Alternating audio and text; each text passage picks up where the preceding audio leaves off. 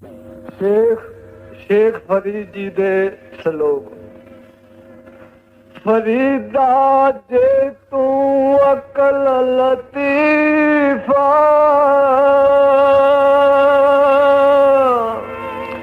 काले लिख लेख आपने गिरवान शेर नीवा कर दे।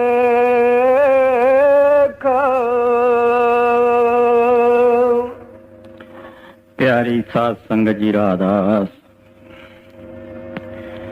पिछले महीने भगत नामदेव जी की बाणी लई सी।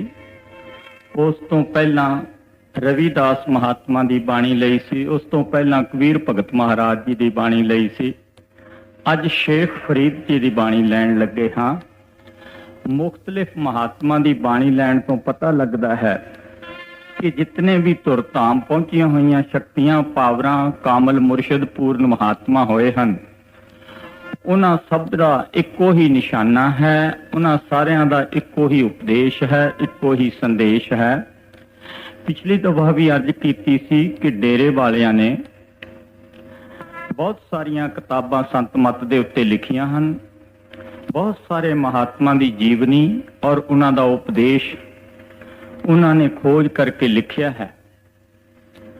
उन्होंने गुरु नानक साहब महाराज जी की जीवनी और उन्हों का उपदेश, कबीर साहब का उपदेश और जीवनी, दादू साहब, पलटू साहब, तुका साहब, मीराबाई और होर भी कई महात्मा का जीवन आप उन्होंने बयान किया है, लिखिया है। इस करके कि सानू पता लगे कि जितने महात्मा इस आलम दे उत्ते आए हैं, उन्होंने 5 शब्दों का संदेश दिता है, अंदर की हालत दसी है और सानू इस 84 के जेल खाने तो निकलने का निशाना दसिया है।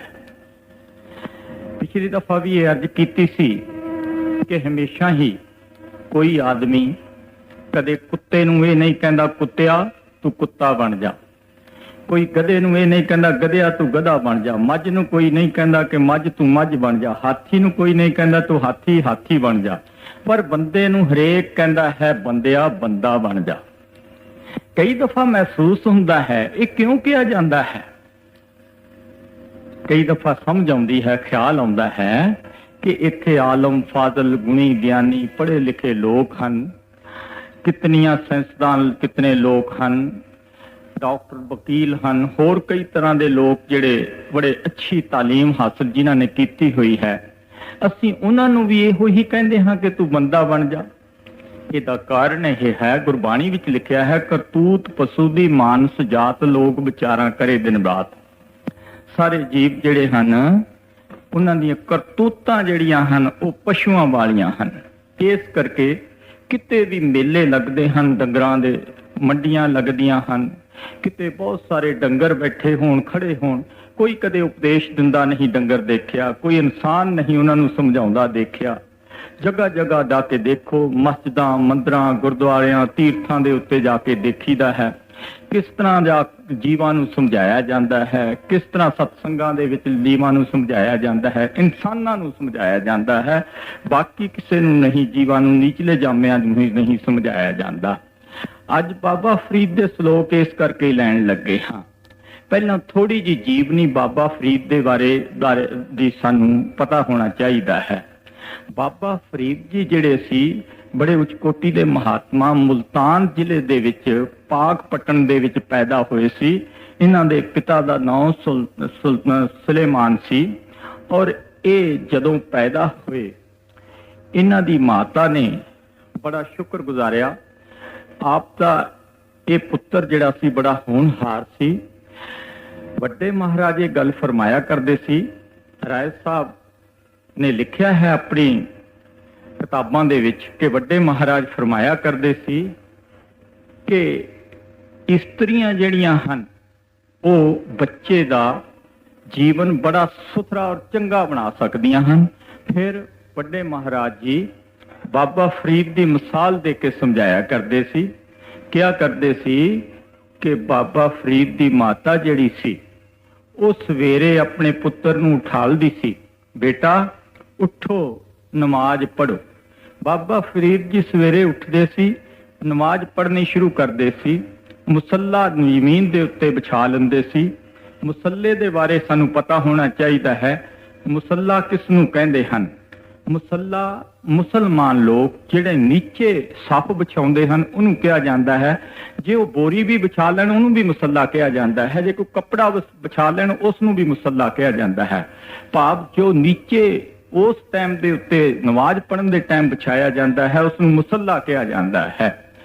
ਬਾਬਾ ਫਰੀਦ ਜੀ ਮੁਸੱਲਾ ਵਿਛਾ ਕੇ ਜਦੋਂ ਨਮਾਜ਼ ਪੜ੍ਹਦੇ ਸੀ, ਮਾਂ ਕੀ ਕਰਦੀ ਸੀ? ਛੋਟੀ ਜੀ ਕਟੋਰੀ ਦੇ ਵਿੱਚ ਥੋੜੀ ਜੀ ਸ਼ੱਕਰ ਪਾ ਕੇ ਉਸ ਮੁਸੱਲੇ ਦੇ ਨੀਚੇ ਰੱਖ ਦਿੰਦੀ ਸੀ। ਇਸੇ ਕਰਕੇ ਫਰੀਦ ਨੂੰ ਫਰੀਦ ਸ਼ੱਕਰਗੰਜ ਕਿਹਾ ਜਾਂਦਾ ਹੈ।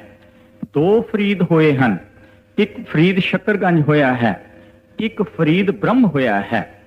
ਦੋਨੋਂ ਫਰੀਦਾਂ ਦੀ ਬਾਣੀ ਦਰਬਾਰ ਸਾਹਿਬ ਦੇ ਵਿੱਚ ਦਰਜ ਹੈ। ਔਰ ਪਹਿਲਾ ਫਰੀਦ ਤਾਂ ਗੁਰੂ ਨਾਨਕ ਸਾਹਿਬ ਤੋਂ ਬਹੁਤ ਦੇਰ ਪਹਿਲਾਂ ਹੋਇਆ ਹੈ।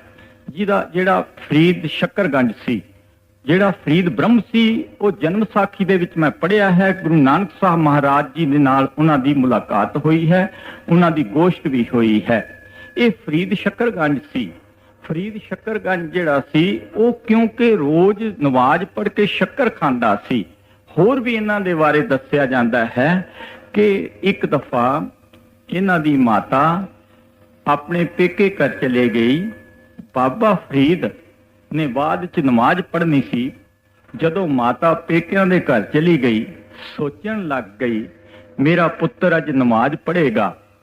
ਉਸ ਨੂੰ ਮੁਸੱਲੇ ਦੇ ਨੀਚੇ ਤੋਂ ਕਟੋਰੀ ਸ਼ੱਕਰ ਦੀ ਨਹੀਂ ਮਿਲੇਗੀ। ਇਸ ਕਰਕੇ ਫਰੀਦ ਦਾ ਇਤਕਾਦ ਜਿਹੜਾ ਹੈ, ਭਰੋਸਾ ਅੱਜ ਖਤਮ ਹੋ ਜਾਵੇਗਾ। ਅੱਜ ਤੋਂ ਬਾਅਦ ਫਿਰ ਉਸਨੇ ਨਮਾਜ਼ ਨਹੀਂ ਪੜ੍ਹਨੀ। ਉਹ ਕਵੇਗਾ ਮੇਰੀ ਮਾਤਾ ਹੀ ਸ਼ੱਕਰ ਰੱਖਿਆ ਕਰਦੀ ਸੀ। ਇਸ ਕਰਕੇ ਖੁਦਾਵੰਦ ਕਰੀਮ ਦੇ ਅੱਗੇ ਮਾਤਾ ਨੇ ਅਰਦਾਸ ਕੀਤੀ ਕਿ ਐ ਖੁਦਾਵੰਦ ਕਰੀਮ, ਜਿਸ ਤਰ੍ਹਾਂ ਅੱਗੇ ਸ਼ੱਕਰ ਮੇਰੇ ਪੁੱਤਰ ਨੂੰ ਮੁਸੱਲੇ ਦੇ ਨੀਚੇ ਤੋਂ ਮਿਲਦੀ ਹੈ, ਅੱਜ ਵੀ ਮਿਲ ਜਾਵੇ ਤਾਂ ਮੇਰਾ ਕੋਰਸ ਜਿਹੜਾ ਹੈ, ਮੇਰਾ ਨਿਸ਼ਚਾ, ਮੇਰਾ ਮਨ ਜਿਹੜਾ ਹੈ ਇਹ ਪੂਰਾ ਹੋ ਜਾਵੇਗਾ। ਇਸੇ ਤਰ੍ਹਾਂ ਹੋਇਆ। ਜਦੋਂ ਬਾਬਾ ਫਰੀਦ ਨੇ ਨਮਾਜ਼ ਪੜ੍ਹੀ ਤਾਂ ਉਸ ਮੁਸੱਲੇ ਦੇ ਨੀਚੇ ਉਸਨੇ ਹੱਥ ਮਾਰਨਾ ਹੀ ਮਾਰਨਾ ਸੀ। ਜਦੋਂ ਹੱਥ ਮਾਰ ਕੇ ਦੇਖਿਆ, ਕਟੋਰੀ ਵਿੱਚ ਸ਼ੱਕਰ ਉਸੇ ਤਰ੍ਹਾਂ ਪਈ ਹੋਈ ਸੀ। ਫਰੀਦ ਜੀ ਨੇ ਖਾਧਾ, ਬੜਾ ਪਿਆਰ ਦੇ ਨਾਲ, ਬੜਾ ਖੁਸ਼ ਹੋਇਆ। ਅੱਗੇ ਨਾਲੋਂ ਵੀ ਉਸ ਨੂੰ ਬਹੁਤ ਜ਼ਿਆਦਾ ਲਜ਼ਤ ਆਈ, ਕਿਉਂਕਿ ਪਹਿਲਾਂ ਤਾਂ ਮਾਤਾ ਦਾ ਰੱਖਿਆ ਹੋਇਆ ਮਿੱਠਾ ਹੁੰਦਾ ਸੀ, ਅੱਜ ਖੁਦਾ ਦਾ ਰੱਖਿਆ ਹੋਇਆ ਉਹ ਪ੍ਰਸ਼ਾਦ ਸੀ। ਫਰੀਦ ਬੜਾ ਖੁਸ਼ ਹੋਇਆ। ਫਰੀਦ ਨੇ ਖਾ ਕੇ ਸੋਚਿਆ ਇਹ ਗੱਲ ਠੀਕ ਹੈ, ਮੈਂ ਭਾਵੇਂ ਰੋਜ਼ ਸ਼ੱਕਰ ਖਾਂਦਾ ਹਾਂ, ਮਿੱਠਾ ਖਾਂਦਾ ਹਾਂ, ਪਰ ਇਹ ਚੀਜ਼ਾਂ ਮੈਨੂੰ ਖੁਦਾਵੰਦ ਕਰੀਮ ਦੇ ਨਾਲ ਨਹੀਂ ਮਿਲਾ ਸਕਦੀਆਂ। ਆਪਣੇ ਕਲਾਮ ਦੇ ਵਿੱਚ ਉਸਨੇ ਲਿਖਿਆ, ਸ਼ੱਕਰ, ਖੰਡ, ਨਵਾਤ, ਗੁੜ, ਮਾਖਿਓਂ ਮਾਝਾ ਦੁੱਧ, ਸਵੇ ਵਸਤੂ ਮਿੱਠੀਆਂ, ਰੱਬ ਨਾ ਪੂਜਨ ਤੁਧ। ਫਰੀਦ, ਇਹ ਗੱਲਾਂ, ਇਹ ਚੀਜ਼ਾਂ, ਇਹ ਵਸਤੂ ਭਾਵੇਂ ਬਹੁਤ ਅੱਛੀ ਹੈ ਪਰ ਖੁਦਾ ਨੂੰ ਨਹੀਂ ਮਿਲਾ ਸਕਦੀਆਂ। ਇਸ ਕਰਕੇ ਮੈਂ ਜਿਸ ਮਕਸਦ ਵਾਸਤੇ ਸੰਸਾਰ ਵਿੱਚ ਆਇਆ ਹਾਂ, ਮੇਰਾ ਪਰਪਸ ਔਰ ਮਕਸਦ ਜਿਹੜਾ ਹੈ, ਜਿਸ ਚੀਜ਼ ਦੀ ਮੈਂ ਖੋਜ ਵਾਸਤੇ ਪੈਦਾ ਹੋਇਆ ਹਾਂ, ਜਿਸ ਕਾਰਨ ਪ੍ਰਮਾਤਮਾ ਨੇ ਇਨਸਾਨ ਦਾ ਜਾਮਾ ਦਿੱਤਾ ਹੈ, ਮੈਂ ਉਸ ਦੀ ਖੋਜ ਕਿਉਂ ਨਾ ਕਰਾਂ। ਬਾਬਾ ਫਰੀਦ ਆਪਣੇ ਘਰੋਂ ਨਿਕਲ ਗਿਆ। ਦੱਸ ਰਿਹਾ ਹੈ ਹਿਸਟਰੀ ਦੇ ਵਿੱਚ, ਉਹਨਾਂ ਦੀ ਜਨਮ ਸਾਖੀ ਦੇ ਵਿੱਚ, 12 ਸਾਲ ਜੰਗਲ ਦੇ ਵਿੱਚ ਬੈਠ ਕੇ ਤਪੱਸਿਆ ਕਰਦਾ ਰਿਹਾ। ਨਗੁਰਾ ਸੀ, ਗੁਰੂ ਕੋਈ ਨਹੀਂ ਸੀ ਧਾਰਨ ਕੀਤਾ, ਪਰ ਰਿੱਧੀ ਸਿੱਧੀ ਹਾਸਲ ਹੋ ਗਈ। ਔਰ ਆਪਣੇ ਤਨ ਦੇ ਉੱਤੇ ਜਿਤਨੇ ਕੱਪੜੇ ਪਹਿਨ ਕੇ ਗਿਆ ਸੀ, 12 ਸਾਲ ਦੇ ਵਿੱਚ ਸਭ ਸੜ ਗਏ, ਖਰਾਬ ਹੋ ਗਏ, ਫਟ ਗਏ।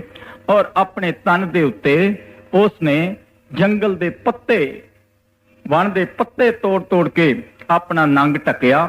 ਔਰ ਰਾਤ ਨੂੰ ਖੁੰਡਰ ਦੇ ਵਿੱਚ ਬੈਠ ਕੇ ਭਗਤੀ ਕਰਦਾ ਰਿਹਾ ਔਰ ਉੱਥੇ ਛੁਪਦਾ ਰਿਹਾ। ਉੱਥੇ ਬਰਫ਼ ਤੇ ਸਰਦੀ ਤੇ ਗਰਮੀ ਤੇ ਬਚਦਾ ਰਿਹਾ। 12 ਸਾਲ ਦੀ 12 ਸਾਲ ਦਾ ਟਾਈਮ ਬੜਾ ਜ਼ਬਰਦਸਤ ਹੁੰਦਾ ਹੈ। ਬਾਬਾ ਫਰੀਦ ਜਦੋਂ ਅਖੀਰ ਦੇ ਦਿਨਾਂ ਦੇ ਵਿੱਚ ਰਿੱਧੀਆਂ ਸਿੱਧੀਆਂ ਹਾਸਲ ਕਰਕੇ ਆਪਣੇ ਆਪ ਨੂੰ ਪੂਰਨ ਸਮਝਣ ਲੱਗਿਆ, ਇੱਕ ਦਿਨ ਅਭਿਆਸ ਕਰਨ ਲੱਗਿਆ ਹੋਇਆ ਸੀ, ਸਾਹਮਣੇ ਆ ਕੇ ਚਿੜੀਆਂ ਨੇ ਚਿੜਚਿੜ ਕਰਨਾ ਸ਼ੁਰੂ ਕਰ ਦਿੱਤਾ। ਬੜਾ ਮਨ ਦੇ ਵਿੱਚ ਰੋਸ ਆਇਆ ਕਿ ਹਾਏ ਹਾਏ, ਇਹ ਚਿੜੀਆਂ ਜਿਹੜੀਆਂ ਹਨ ਮੇਰੀ ਭਗਤੀ ਨੂੰ ਭੰਗ ਕਰਦੀਆਂ ਹਨ। ਕਹਿੰਦਾ ਹੈ, ਚਿੜੀਓ ਮਰ ਜਾਓ। ਹਿਸਟਰੀ 'ਚ ਦੱਸਿਆ ਹੈ, ਵੱਡੇ ਮਹਾਰਾਜ ਜੀ ਨੇ ਵੀ ਇਸ ਦਾ ਜ਼ਿਕਰ ਕੀਤਾ ਹੋਇਆ ਹੈ ਕਿ ਚਿੜੀਆਂ ਜਿਹੜੀਆਂ ਸੀ ਉਸੇ ਵਕਤ ਢੇਰੀ ਹੋ ਗਈਆਂ। ਫਰੀਦ ਦਾ ਦਿਲ ਬੜਾ ਕੋਮਲ ਸੀ। ਬਾਬਾ ਫਰੀਦ ਨੇ ਸੋਚਿਆ, ਹਾਏ ਹਾਏ, ਮੇਰੇ ਤੋਂ ਇਹ ਕੀ ਕੰਮ ਹੋ ਗਿਆ ਹੈ। ਉਸੇ ਵਕਤ ਕਹਿੰਦਾ ਹੈ, ਚਿੜੀਓ ਉੱਡ ਜਾਓ। ਕਹਿੰਦੇ ਹਨ ਚਿੜੀਆਂ ਉੱਡ ਗਈਆਂ। ਫਰੀਦ ਨੇ ਕਿਹਾ, ਕਮਾਲ ਹੋ ਗਈ, ਹੁਣ ਮੈਂ ਰੱਬ ਬਣ ਗਿਆ ਹਾਂ, ਮੇਰੀ ਭਗਤੀ ਪੂਰਨ ਹੋ ਗਈ ਹੈ।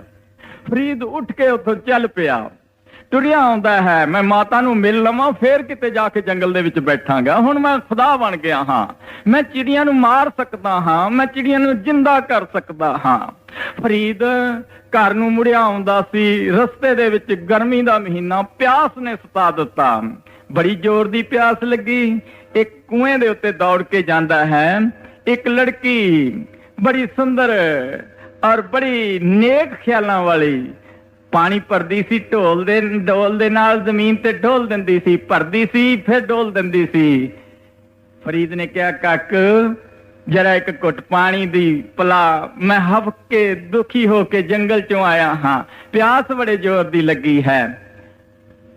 ਉਸ ਲੜਕੀ ਨੇ ਫਰੀਦ ਦੀ ਇੱਕ ਵੀ ਗੱਲ ਨਾ ਸੁਣੀ, ਪਾਣੀ ਡੋਲੀ ਚਲੀ ਜਾਂਦੀ ਸੀ। ਉਹਨੇ ਫੇਰ ਕਿਹਾ, ਬੇਟੀ ਇੱਕ ਘੁੱਟ ਪਾਣੀ ਦੀ ਪਿਲਾ, ਤੂੰ ਸਾਰਾ ਪਾਣੀ ਨੀਚੇ ਡੋਲਦੀ ਹੈ, ਇੱਕ ਘੁੱਟ ਪਾਣੀ ਦੀ ਪਿਲਾ। ਕਹਿੰਦੀ, ਬਾਬਾ ਪਿੱਛੇ ਹੋ ਕੇ ਖੜਾ ਹੋ ਜਾਏ, ਚਿੜੀਆਂ ਨਹੀਂ, ਮਰ ਜੋ ਕਹੇ ਤੇ ਮਰ ਜਾਣਗੀਆਂ ਤੇ ਉੱਡ ਜੋ ਕਹੇ ਤੇ ਉੱਡ ਜਾਣਗੀਆਂ। ਹਾਏ ਹਾਏ, ਇਹ ਗੱਲ ਜਦੋਂ ਬਾਬਾ ਫਰੀਦ ਦੇ ਦਿਮਾਗ 'ਚ ਬੈਠੀ, ਸੀਨੇ ਵਿੱਚ ਲੱਗੀ, ਬਾਬਾ ਫਰੀਦ ਜਿਹੜੇ ਸੀ ਹੈਰਾਨ ਹੋ ਗਏ, ਇਸ ਲੜਕੀ ਨੂੰ ਇਸ ਗੱਲ ਦਾ ਕਿਸ ਤਰ੍ਹਾਂ ਪਤਾ ਲੱਗਿਆ। ਜਦੋਂ 50-100 ਉਸਨੇ ਬਰਤਨ ਡੋਲ ਦਿੱਤਾ, ਬਹੁਤ ਸਾਰੇ ਡੋਲ ਦਿੱਤੇ। ਫਿਰ ਫਰੀਦ ਨੂੰ ਕਹਿੰਦੀ ਹੈ, ਬਾਬਾ ਹੋ ਨਜ਼ਦੀਕ, ਜਰਾ ਪਾਣੀ ਦੀ ਘੁੱਟ ਪੀ ਲੈ। ਜਦੋਂ ਪਾਣੀ ਦੀ ਘੁੱਟ ਪੀਤੀ, ਪਿਆਸ ਤਾਂ ਉਸਦੀ ਪਹਿਲਾਂ ਹੀ ਮਿਟ ਗਈ ਸੀ ਇਹ ਗੱਲ ਸੁਣਨ ਨਾਲ, ਲੇਕਿਨ ਘੁੱਟ ਪੀ ਕੇ ਫਿਰ ਪੁੱਛਦਾ ਹੈ, ਕਾਕੋ ਇਹ ਦੱਸ ਤੂੰ ਪਾਣੀ ਕਿਉਂ ਡੋਲਣ ਲੱਗੀ ਹੋਈ ਸੀ। ਕਹਿੰਦੀ, ਬਾਬਾ ਮੇਰੀ ਭੈਣ ਜਿਹੜੀ ਹੈ ਇੱਥੋਂ 20 ਕੋਹ ਦੂਰ ਰਹਿੰਦੀ ਹੈ, ਉਹਦੇ ਘਰ ਨੂੰ ਅੱਗ ਲੱਗੀ ਹੋਈ ਸੀ, ਮੈਂ ਉਹ ਇਸ ਪਾਣੀ ਦੇ ਨਾਲ ਉਹਦੇ ਘਰ ਦੀ ਅੱਗ ਬੁਝਾਉਣ ਲੱਗੀ ਹੋਈ ਸੀ। ਫਰੀਦ ਕਹਿਣ ਲੱਗਿਆ, 20 ਕੋਹ ਦੇ ਉੱਤੇ ਤੇਰਾ ਪਾਣੀ ਜਾਂਦਾ ਸੀ। ਕਹਿੰਦੀ, ਮੈਨੂੰ ਗੁਰੀ ਨਹੀਂ ਬਾਬਾ ਫਰੀਦ ਵਰਗੀ, ਗੁਰੂ ਵਾਲੀ ਹਾਂ, ਮੈਂ ਆਪਣੇ ਸਤਿਗੁਰੂ ਦੇ ਸਰੂਪ ਨੂੰ ਧਿਆ ਕੇ ਪਾਣੀ ਡੋਲਣ ਲੱਗੀ ਹੋਈ ਸੀ। ਮੈਂ ਮੁਰਸ਼ਿਦ ਵਾਲੀ ਹਾਂ, ਔਰ ਦੂਸਰੀ ਇਹ ਵੀ ਗੱਲ ਹੈ ਕਿ ਮੈਂ ਪਤੀ ਵਰਤਾ ਹਾਂ, ਮੈਂ ਆਪਣੇ ਪਤੀ ਦੇ ਹੁਕਮ ਦੇ ਅਧੀਨ ਚੱਲਦੀ ਹਾਂ। ਬਾਬਾ ਫਰੀਦ ਨੇ ਕਿਹਾ, ਤੇਰਾ ਮੁਰਸ਼ਿਦ ਕੌਣ ਹੈ। ਉਹਨੇ ਕਿਹਾ, ਮੇਰਾ ਮੁਰਸ਼ਿਦ ਚਿਸ਼ਤੀ ਅਜਮੇਰ ਵਿੱਚ ਰਹਿੰਦਾ ਹੈ। ਜਦੋਂ ਇਹ ਗੱਲ ਕਹੀ, ਬਾਬਾ ਫਰੀਦ ਦੇ ਤਨ ਮਨ ਨੂੰ ਅੱਗ ਭੜਕ ਗਈ ਇਸ਼ਕ ਦੀ। ਇਸ਼ਕ, ਵੈਰਾਗ, ਪਿਆਰ ਜਾਗ ਗਿਆ। ਹੈ ਮੈਨੂੰ ਗੁਰਾ ਹਾਂ। ਖੈਰ ਨਜ਼ਦੀਕ ਪਾਕਪਟਨ ਸੀ, ਆਪਣੀ ਮਾਤਾ ਨੂੰ ਮਿਲਣ ਵਾਸਤੇ ਪਹੁੰਚ ਗਿਆ। ਆਪਣੀ ਮਾਤਾ ਦੇ ਪੈਰੀਂ ਹੱਥ ਲਾਇਆ, ਮਾਤਾ ਨੇ ਪਿਆਰ ਦੇ ਨਾਲ ਸੀਨੇ ਨਾਲ ਘੁੱਟ ਕੇ ਲਾਇਆ। 12 ਸਾਲ ਬਾਅਦ ਪੁੱਤਰ ਆਇਆ ਸੀ। ਪਿਆਰ ਨਾਲ ਕੋਲ ਬਿਠਾ ਕੇ ਪੁੱਛਦੀ ਹੈ, ਬੇਟਾ ਦੇਖਾਂ ਹਾਂ ਤੇਰਾ ਸਿਰ ਕੈਸਾ ਹੋ ਗਿਆ ਹੈ। ਜਟਾਂ ਹੋ ਗਈਆਂ ਸੀ, ਖਿੱਚ ਕੇ ਨਜ਼ਦੀਕ ਕੀਤਾ। ਫਰੀਦ ਨੇ ਸੀ ਕੀਤੀ। ਮਾਤਾ ਕਹਿਣ ਲੱਗੀ, ਪੁੱਤਰ ਜੰਗਲ ਵਿੱਚ ਕੀ ਖਾਇਆ ਸੀ, ਕਿਸ ਤਰ੍ਹਾਂ ਗੁਜ਼ਾਰਾ ਕਰਦਾ ਰਿਹਾ।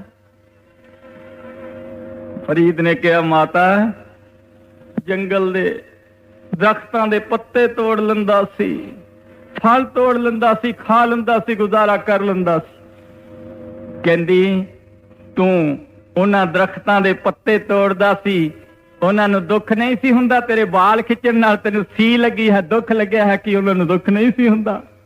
ਫਰੀਦ ਦੇ ਹੋਰ ਵੀ ਇੱਕ ਗੱਲ ਦਿਲ ਹਿਰਦੇ ਵਿੱਚ ਬੈਠ ਗਈ। ਫਰੀਦ ਨੇ ਆਪਣੇ ਪੇਟ ਦੇ ਉੱਤੇ ਕਾਠ ਦੀ ਰੋਟੀ ਬੰਨ ਲਈ। ਰੋਟੀ ਮੇਰੀ ਕਾਠ ਦੀ, ਲਾਵਣ ਮੇਰੀ ਭੁੱਖ, ਜਿਨ੍ਹਾਂ ਨੇ ਖਾਧੀ ਚੋਪੜੀ ਘੜੇ ਸਹਿਣਗੇ ਦੁੱਖ। ਕਾਠ ਦੀ ਰੋਟੀ ਪੇਟ ਦੇ ਉੱਤੇ ਬੰਨ ਕੇ ਬਾਬਾ ਫਰੀਦ ਜੀ ਆਪਣੇ ਮੁਰਸ਼ਦ ਦੀ ਢੂੰਡ ਦੇ ਵਿੱਚ ਅਜਮੇਰ ਦੀ ਤਰਫ ਨੂੰ ਚੱਲ ਪਏ। ਰਸਤੇ ਦੇ ਵਿੱਚ ਰਾਤ ਪਈ, ਇੱਕ ਘਰ ਦੇ ਵਿੱਚ ਅੱਗੇ ਬੈਠ ਗਏ। ਮਾਈ ਨੇ ਪੁੱਛਿਆ, ਬਾਬਾ ਫੁਲਕਾ ਖਾਓਗੇ? ਕਹਿੰਦਾ ਨਹੀਂ। ਅੱਛਾ ਖਾ ਲੈਂਦੇ? ਨਹੀਂ, ਖਾਦਾ ਹੋਇਆ ਹੈ। ਕਹਿੰਦੀ ਵੀ ਤੁਸੀਂ ਜਾਣਾ ਦੂਰ ਹੈ, ਪੱਲੇ ਬੰਨ ਲੈਂਦੇ? ਕਹਿੰਦਾ ਪੱਲੇ ਵੀ ਬੰਨਿਆ ਹੋਇਆ ਹੈ। ਕਹਿੰਦੀ ਕਿਤੇ ਤੂੰ ਪਾਕ ਪਟਣ ਦਾ ਝੂਠਾ ਫਰੀਦ ਤਾਂ ਨਹੀਂ? ਉਹਨੇ ਕਿਹਾ ਕਿਸ ਤਰ੍ਹਾਂ? ਕਿ ਫਰੀਦ ਇੱਕ ਪਾਕ ਪਟਣ ਦੇ ਵਿੱਚ ਸੁਣਿਆ ਹੈ, ਉਹ ਇਹੋ ਹੀ ਗੱਲ ਕਹਿੰਦਾ ਹੈ, ਮੈਂ ਖਾ ਕੇ ਆਇਆ ਹਾਂ, ਪੱਲੇ ਵੀ ਬੰਨੀ ਹੋਈ ਹੈ, ਬੜਾ ਝੂਠ ਬੋਲਦਾ ਹੈ। ਸੁਣਿਆ ਹੈ ਕਾਠ ਦੀ ਰੋਟੀ ਬੰਨੀ ਫਿਰਦਾ ਹੈ ਔਰ ਝੂਠ ਬੋਲੀ ਚਲਿਆ ਜਾਂਦਾ ਹੈ। ਜਦੋਂ ਇਹ ਗੱਲ ਕਹੀ, ਫਰੀਦ ਨੇ ਆਪਣੇ ਪੇਟ ਦੇ ਨਾਲ ਰੋਟੀ ਵੀ ਖੋਲ ਕੇ ਸੁੱਟ ਦਿੱਤੀ ਕਿ ਇਸ ਦਾ ਵੀ ਕੋਈ ਫਾਇਦਾ ਨਹੀਂ ਹੋ ਸਕਦਾ। ਫਰੀਦ ਚਿਸ਼ਤੀ ਦੇ ਡੇਰੇ ਵਿੱਚ ਪਹੁੰਚ ਗਿਆ, ਜਿਸ ਦਾ ਹਜ਼ੂਰ ਮਹਾਰਾਜ ਜੀ ਦਾ ਡੰਕਾ ਵੱਜਿਆ ਹੋਇਆ। ਚਿਸ਼ਤੀ ਦਾ ਉਸ ਵਕਤ ਡੰਕਾ ਵੱਜ ਚੁੱਕਿਆ ਹੋਇਆ ਸੀ ਅਜਮੇਰ ਦੇ ਵਿੱਚ, ਸਾਰੇ ਆਲਮ ਦੇ ਵਿੱਚ। ਕਹਿੰਦੇ ਹਨ ਚਿਸ਼ਤੀ ਦੇ ਪੈਰਾਂ ਦੇ ਵਿੱਚ ਜਾ ਕੇ ਮੱਥਾ ਟੇਕਿਆ ਫਰੀਦ ਨੇ, ਢੇਰੀ ਹੋ ਗਿਆ, ਰੋਇਆ, ਮੈਂ ਤੇਰੇ ਦਰਬਾਰ ਦੇ ਵਿੱਚ ਆਇਆ ਹਾਂ, ਮੈਨੂੰ ਬਖਸ਼ ਦੇ। 12 ਸਾਲ ਦਾ ਤਪੱਸਿਆ ਕਰਕੇ ਕਸ਼ਟ ਉਠਾ ਕੇ ਆਇਆ ਹਾਂ, ਪੱਲੇ ਕੁਛ ਨਹੀਂ ਪਾਇਆ, ਸਿਰਫ ਇਹੋ ਹੀ ਸਿੱਖਿਆ ਸੀ, ਚਿੜੀਓ ਮਰ ਜਾਓ ਤੇ ਚਿੜੀਓ ਉੜ ਜਾਓ।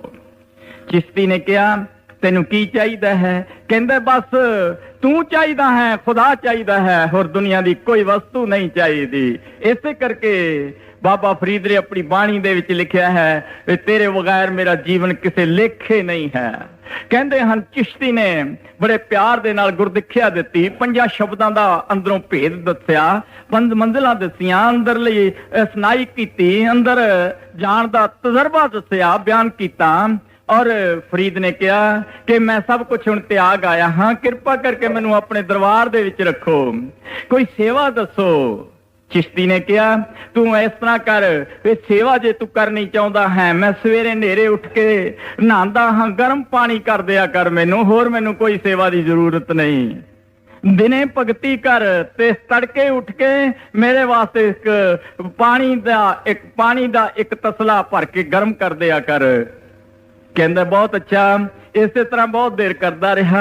ਕੁਛ ਦਿਨਾਂ ਤੇ ਬਾਅਦ ਇੱਕ ਦਿਨ ਐਸਾ ਆਇਆ, ਬਹੁਤ ਜ਼ੋਰ ਦਾ ਤੂਫਾਨ ਆਇਆ, ਬਾਰਿਸ਼ ਪਈ, ਅੰਧੇਰੀ ਆਈ, ਜਿਹੜੀ ਅੱਗ ਦੱਬੀ ਹੋਈ ਸੀ ਚੁੱਲ੍ਹੇ ਦੇ ਵਿੱਚ ਉਹ ਸਾਰੀ ਦੀ ਸਾਰੀ ਬੁਝ ਗਈ।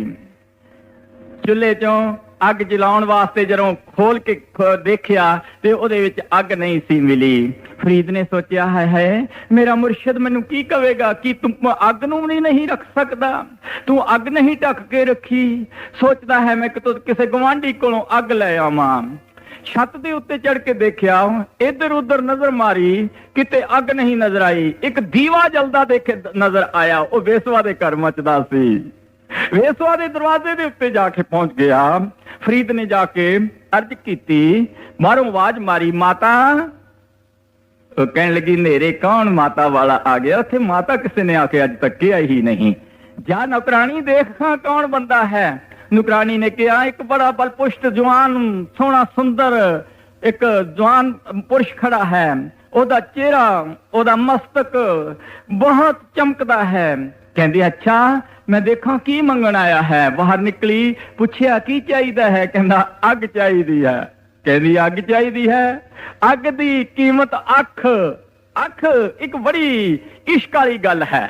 ਉਹਨੇ ਕਿਹਾ ਅੱਖ? ਕਹਿੰਦਾ ਹੈ ਅੱਖ, ਅੱਗ ਦੀ ਕੀਮਤ ਅੱਖ? ਉਹਨੇ ਕਿਹਾ ਹਾਂ। ਉਹਨੇ ਉਂਗਲੀ ਜਿਹੜੀ ਸੀ ਖੱਬੀ ਅੱਖ ਦੇ ਵਿੱਚ ਪਾ ਕੇ ਕੱਢ ਕੇ ਬਾਹਰ ਰੱਖ ਦਿੱਤੀ। ਕਹਿੰਦਾ ਹੈ ਪਕੜ। ਜਿਹੜੀ ਬੇਸਵਾ ਸੀ ਥਰ ਥਰ ਆ ਗਈ ਹੈ, ਇਹਨੇ ਕਿੱਡੀ ਕੁਰਬਾਨੀ ਕਰ ਦਿੱਤੀ ਆਪਣੇ ਮੁਰਸ਼ਿਦ ਦੇ ਕਾਰਨ, ਆਪਣੇ ਮੁਰਸ਼ਿਦ ਨੂੰ ਇਸ਼ਨਾਨ ਕਰਾਉਣ ਵਾਸਤੇ। ਕਹਿੰਦੇ ਹਨ ਫਰੀਦ ਅੱਗ ਲੈ ਕੇ ਠੂਠੀ ਵਿੱਚ ਪਾ ਕੇ ਆਪਣੇ ਮੁਰਸ਼ਿਦ ਦੇ ਘਰ ਚਲਿਆ ਗਿਆ, ਡੇਰੇ ਵਿੱਚ ਚਲਿਆ ਗਿਆ। ਡੇਰੇ ਵਿੱਚ ਜਾ ਕੇ ਉਸਨੇ ਕੀ ਕੀਤਾ? ਅੱਗ ਜਲਾਈ ਸਵੇਰੇ ਉੱਠ ਕੇ। ਉਹ ਅੱਗ ਜਲਾ ਕੇ ਸਾਰਾ ਪਾਣੀ ਗਰਮ ਕਰਕੇ ਔਰ ਆਪਣੇ ਮੁਰਸ਼ਿਦ ਨੂੰ ਇਸ਼ਨਾਨ ਕਰਾਇਆ। ਜਦੋਂ ਇਸ਼ਨਾਨ ਕਰਾਉਣ ਲੱਗਿਆ ਅੱਖ ਦੇ ਉੱਤੇ ਪੱਟੀ ਬੰਨੀ ਹੋਈ ਸੀ। ਮੁਰਸ਼ਿਦ ਨੇ ਪੁੱਛਿਆ, ਚਿਸ਼ਤੀ ਨੇ ਪੁੱਛਿਆ, ਓ ਫਰੀਦ ਕੀ ਗੱਲ ਅੱਖ ਕਿਉਂ ਬੰਨ ਰੱਖੀ ਜੇ?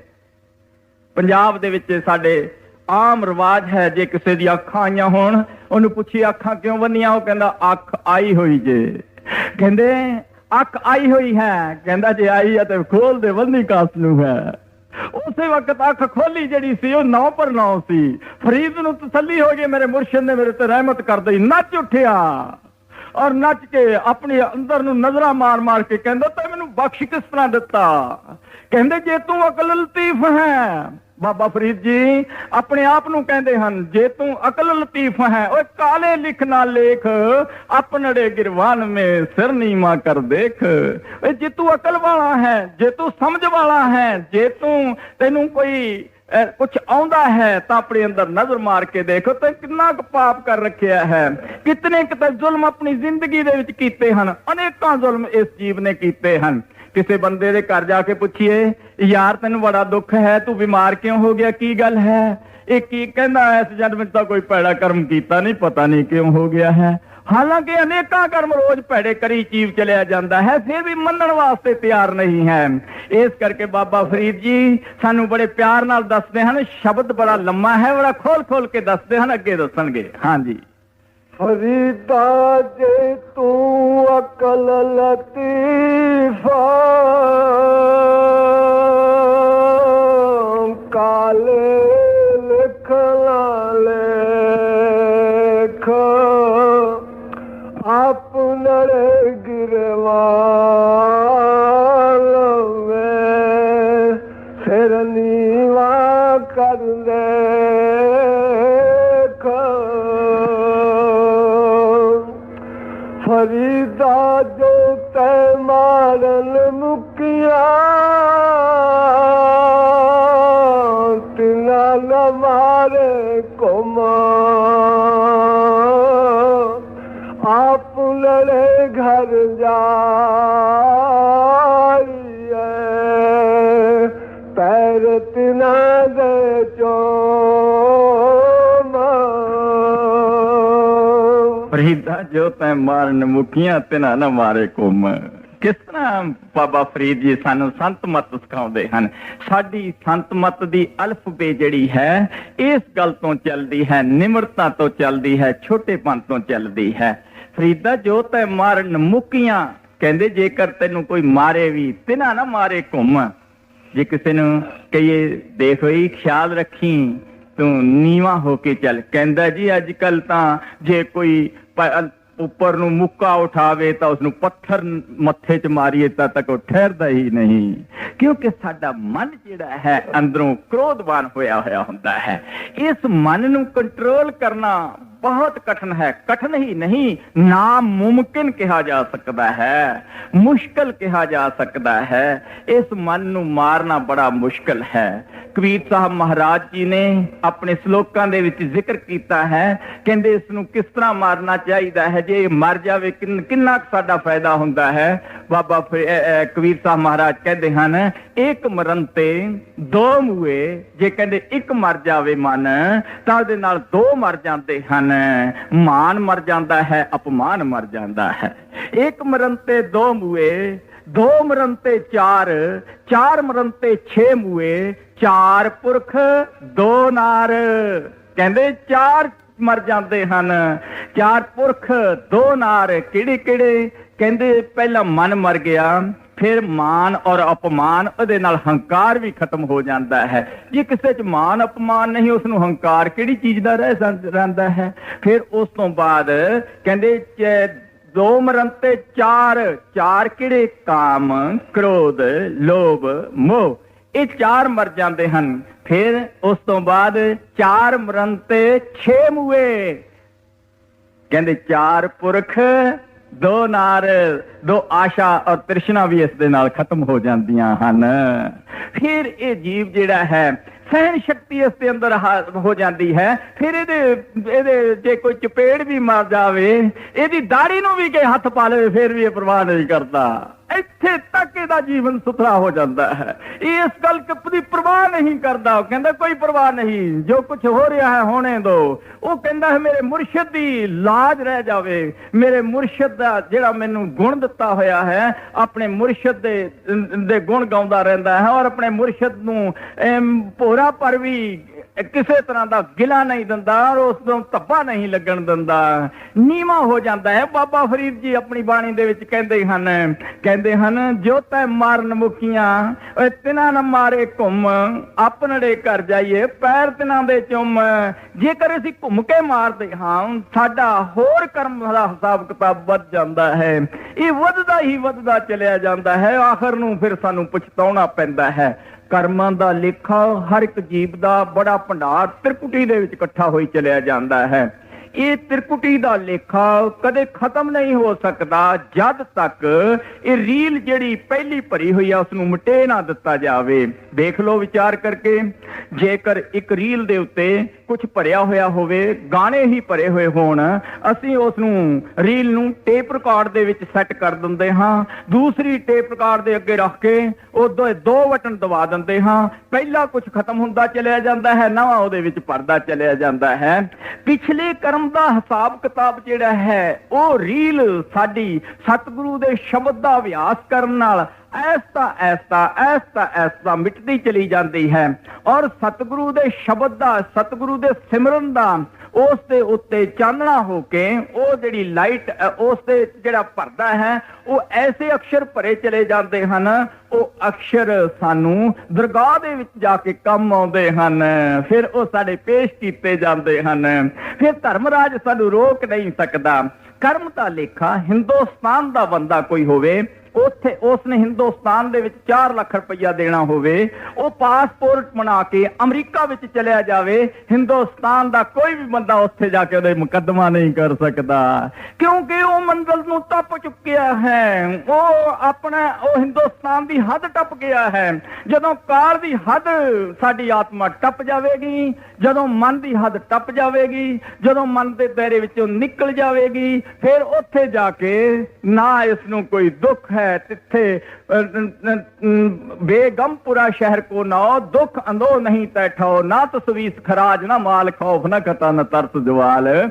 ਉੱਥੇ ਕਿਸੇ ਤਰ੍ਹਾਂ ਦਾ ਇਸ ਨੂੰ ਦੁੱਖ ਨਹੀਂ ਹੋ ਸਕਦਾ, ਇਸ ਨੂੰ ਰੋਕਿਆ ਨਹੀਂ ਜਾ ਸਕਦਾ। ਉਹ ਕਹਿੰਦਾ ਹਿੰਦੁਸਤਾਨ ਦੇ ਵਿੱਚ ਕਰਜ਼ਾ ਜਿਹੜਾ ਦੇਣਾ ਸੀ ਉੱਥੇ ਛੱਡ ਆਇਆ ਹਾਂ, ਹੁਣ ਮੈਂ ਅਮਰੀਕਾ ਦੇ ਵਿੱਚ ਰਹਿਣ ਲੱਗਿਆ ਹੋਇਆ ਹਾਂ। ਉਹ ਕਹਿੰਦਾ ਮੈਂ ਕਾਲ ਦੇ ਦੇਸ਼ ਦਾ ਜਿਹੜਾ ਕਰਜ਼ਾ ਦੇਣਾ ਸੀ ਖਤਮ ਹੋ ਗਿਆ, ਹੁਣ ਮੈਂ ਦਿਆਲ ਦੇ ਦੇਸ਼ ਫਿਰਦਾ, ਕੋਈ ਮੈਨੂੰ ਰੋਕ ਨਹੀਂ ਸਕਦਾ। ਰੇ ਦਰਗਾਹ ਕਹੇ ਨਾ ਕਹੂ ਆਓ ਬੈਠਾ ਦਰ ਸਭ ਦੇਊ। ਬੜਾ ਕਮਾਲ ਸੰਦੇਸ਼ ਹੈ ਮਹਾਤਮਾ ਦਾ।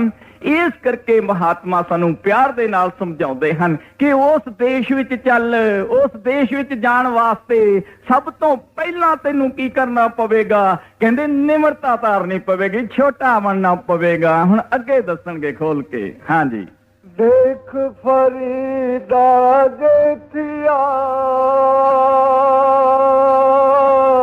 ਦਾਰੀ ਹੋਈ ਪੂਰਾ, ਅੱਗੋਂ ਨੇੜਾ